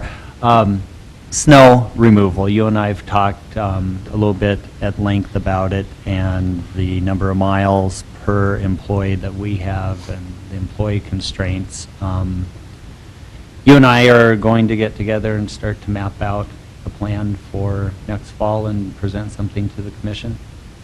That's what we're hoping to do. Yeah, we are going to look at that. We have compared our numbers compared to other cities as far as staff per lane miles of streets. We have gone and looked at snow gates in some other communities and taken some pictures and have started that process. However, as it was mentioned earlier tonight, there was issues with potholes in town that we're trying to deal with, along with cleanup, and we can do one or the other of those operations. We really can't do both of them because of a shortage in staff that we're trying to get some positions filled, and and keep that going. But yes, we need to get on that this spring, so we're ready to go when the snow flies again, because we're not going to have any the next couple days. So our goal is to be proactive and come up with a plan this spring before summer and have it implemented before the fall. Or Yeah, at least I the think- recommendations. Yeah, I think ultimately we would want to, before we get into that budget cycle, which bet. will be in, I imagine, end of May, June timeframe, we need to have that direction lined out. Okay.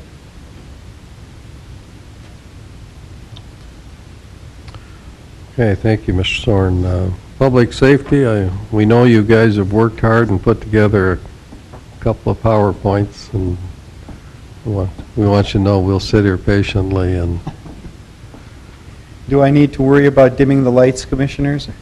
Will that be okay? President Johnson, City Commissioners, tonight I'd like to present you the report of the Dickinson Fire Department for the month of March. We had 15 total incidents in the month of March, broken down as follows: 2 alert crew calls, 7 responses that were handled by full-time personnel, 5 responses were handled by the officer in charge. Luckily, we have had no general alarms in the month of March and none for the year so far. 1 night duty response, none under the category of special call. Under fire prevention and public education, we had 104 inspections, broken down as follows: 44 routine, 33 follow-up, 9 construction, 1 child care, 16 miscellaneous, and 1 under the special category, which involved us going beyond our jurisdictional limits on a courtesy inspection. Along with what you've heard Engineer Soren talk about with the activity, a lot of that activity does involve the fire department and its code process and inspection process. A lot of multifamily properties will involve us, all commercial and industrial properties. Our plan reviews take these areas into consideration: fire department access, hydrant locations, sprinkler system requirements, fire alarm requirements, construction type, and occupancy type.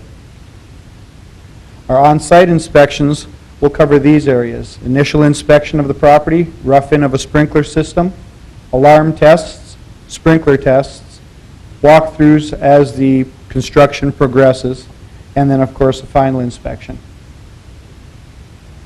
Our training for March, we recertified the members of the fire department in CPR. We had Assistant Chief Curtis Freeman attend the Fire Department Instructors Conference in Indianapolis, Indiana, as a guest of the North Dakota Firefighters Association. And our technical rescue team practiced patient care. Commissioners, that is the end of my report for the month of March. excellent report. Good job, Chief. Thank you. Are there any questions for Chief Seebuck? Mr. President. Mr. Stein. Chief, I had the opportunity to sit on one of your planning sessions a couple weeks ago.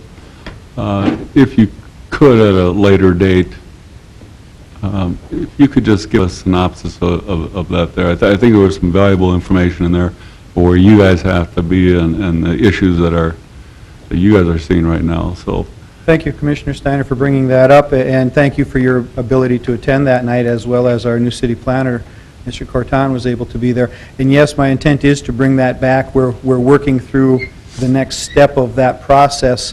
We did a needs assessment, fire department needs assessment, last Thursday evening. We intend to bring a report on that to the commission, and we hope that that information and what we're working on will fit quite handily into the comprehensive plan that the city is working on. Thank you. Well, you're going to be a tough act to follow, but I'm sure Chief Rummel can do it, so, Chief Rummel.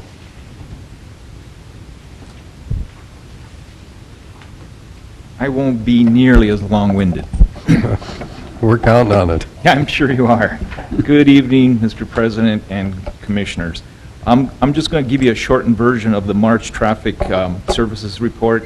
There was a total of 118 traffic crashes in March, which compared to March 2010, there were only 83. There were 7 injury-related. Of those 118, 34 were hit and runs, and there were 328 traffic stops conducted in March. Traffic is way up. There were a total of 1,659 calls for service in the month of March. Last March, there were 999. So you can tell that we're getting extremely busy. If I may, I'd just like to move into the yearly report. And I'd like to start with a note of thanks. In 2010, with the return of Senior Officer and Sergeant Major in the Army, Greg Barrows, it marked the first year that, in several, that our officers had returned from their tours of duty. It all began in 2007 when Lieutenant Leach, who is also a Sergeant Major, was deployed to Iraq, and since that time we have had one or more officers serving their country. They were all returned safely, and I can just thank God for that. 2010 also saw several retirements of senior staff. Along with them, approximately 80 years plus of experience in leadership left the department. 5 other officers left for various other reasons, and another 20 years of experience was gone with them. Replacing officers has been challenging at times, but we have been able to get some strong applications from eastern North Dakota and Minnesota. Retention is foremost in our minds as we move into 2011 and beyond, as you've heard from previous speakers.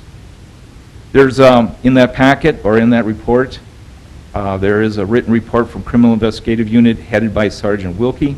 They reported seeing an increase in burglary investigations and crimes with weapons.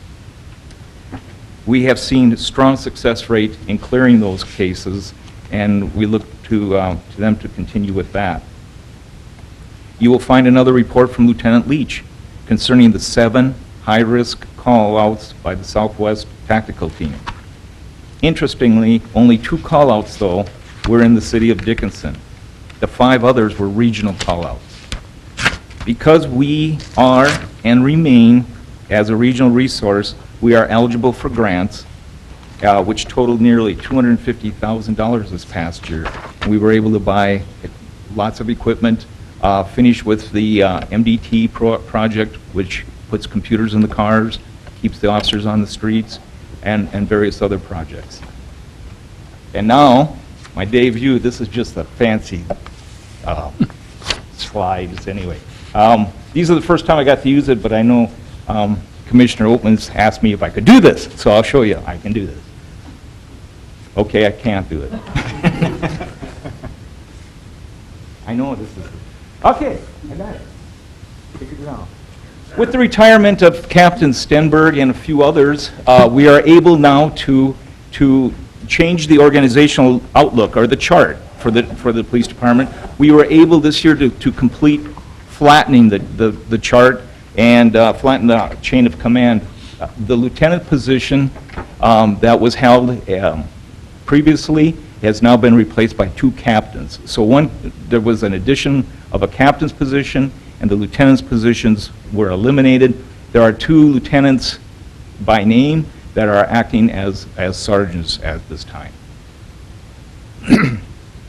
Patrol officers this is kind of concerning. The average years of service right now amongst our patrolmen is 1.6 years, as you can see. And here's a list of the names of the patrol officers and their years of service. Another slide that looks at the years of service is non-sworn personnel. There's 16 of those, shows that their years of service is 8.9. Sworn personnel, there are 26. And that would mean there's 6.4 years of service. And administration, the old guys, there's 3 of us, and they're at 19.7 years. As you can see, that a lot of statistics in 2010 have not risen, and some have actually fallen. It isn't until the last quarter of 2010 have we seen quite the rise.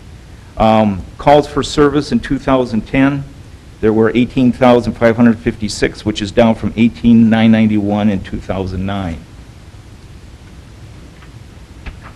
Homicides in 2010 were cut by 50%. Assaults, domestic assaults remain the same from last year pretty much, with one extra 38. Simple assaults were down a little bit, and as well as aggravated assaults.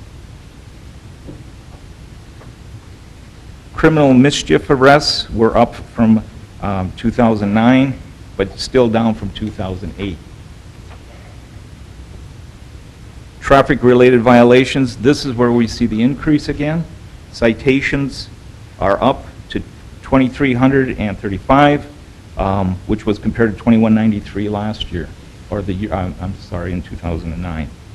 So traffic again is up.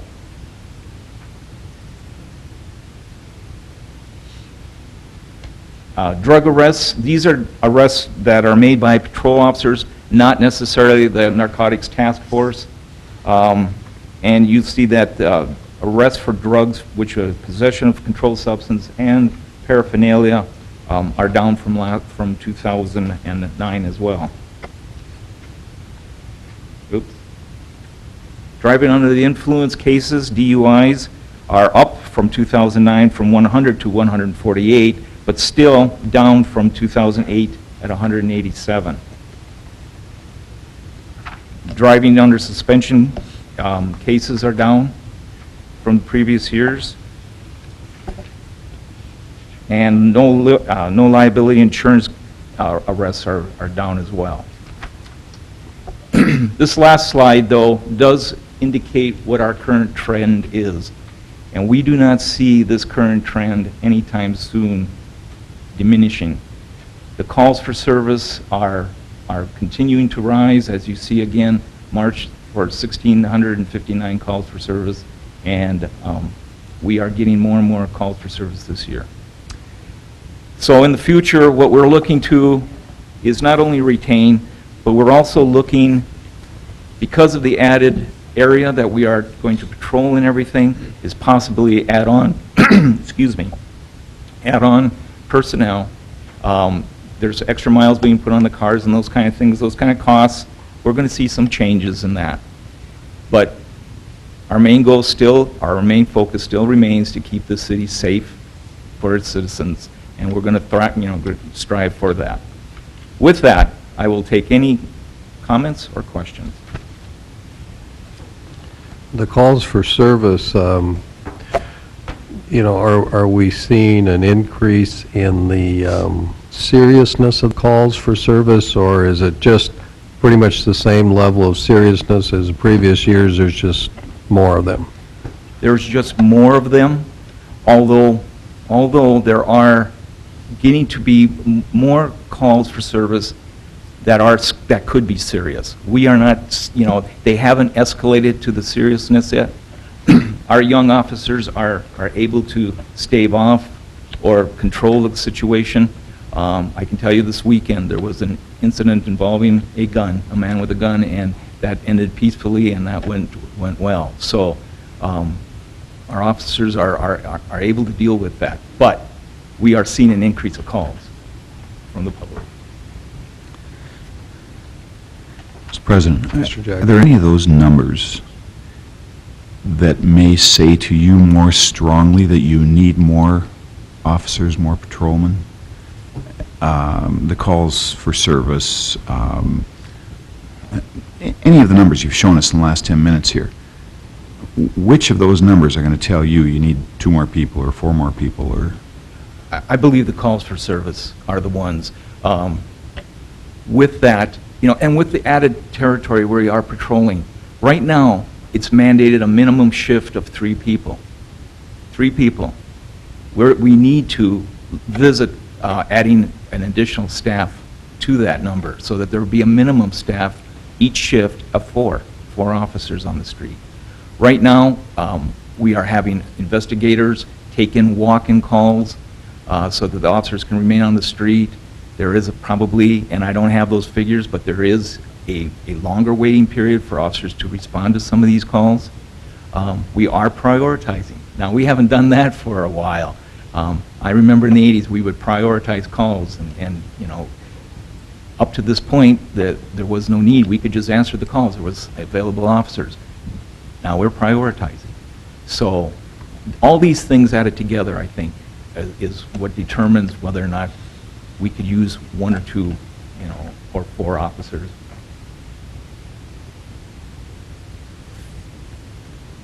Other questions? Thank you. Thank you. Finally, the moment we've been waiting for, the city administrator's report. Mr. Kessel. Hope I can live up to that introduction from President Johnson. I do have a few items that I do want to report on you this evening. The first is a recycling update. The recycling committee has chosen to engage a new program called the EPA Partnership for Local Action Program. What that does is opens up opportunities for them to engage a intern. It's a master's level intern out of the University of North Dakota. He happens to be a master's in public administration student with a focus on the environment. We'll also use a sister city designation from Fargo to find out how they implemented recycling efforts and hopefully learn from them as well. Both of these come at no cost to the city, and any funds required from them would be paid by and for the EPA. So excited about their usage. We are moving forward with the establishment of recycling pickup sites or collection sites around the community. And we hope to have those constructed by the end of May, weather permitting, of course. On the legislative side, we have several bills that I've provided to you in the report. I want to specifically point out 2 of them that are very important to western North Dakota and all of North Dakota for that matter. The first is House Bill 1012. This bill did pass. This is the Department of Transportation, or DOT, funding bill. This is will bring about $142 million specifically to western North Dakota to support the recommendations made by the Upper Great Plains Transportation Institute study. That's an exciting number, and Lord knows we all need those updated roads. The next I'd like to mention is House Bill 1013. This was the governor's infrastructure bill that also passed. This is the bill that creates $100 million in impact grants for western North Dakota. $35 million of that specifically is for the 3 hub cities of Dickinson, Williston, and Minot.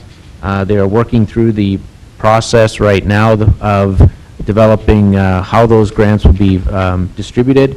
The money is accumulating as of July 1st at about $8 million a month, which will then be distributed via a recommendation of an advisory committee, and then ultimately the decision of the land board will be the board of decision in that process. The third update that I have for you is the Southwest Homeless Coalition. I have included in the written portion of the reports the letter that we received from Lauren Myron, who happens to be their chair. Due to the estimates and lead-based paint remediation costs, they have chosen to search for another property to house a homeless shelter or transitional housing shelter.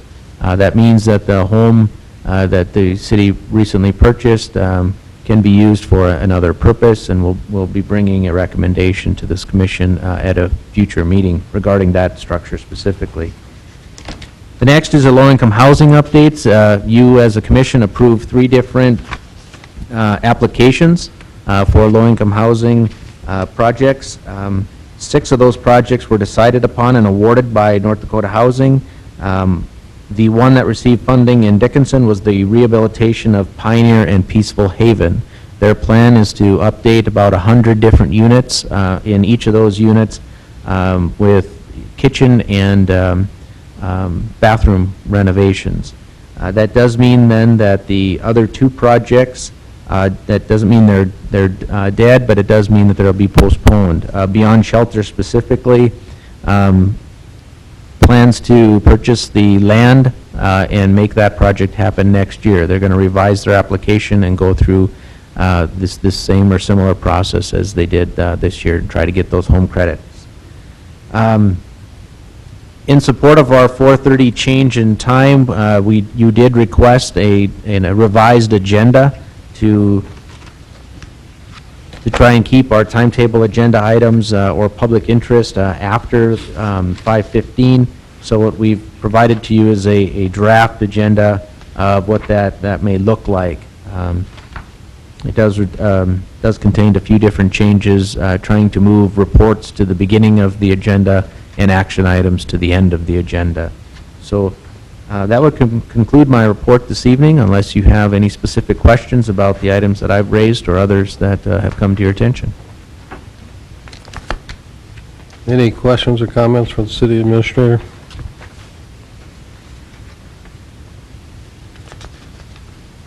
Okay, well, then I'll ask if there's any reports by city commissioners. Not, is there anyone from the public who would like to address the commission? If so, come to the podium, state your name, and we'll hear your comments.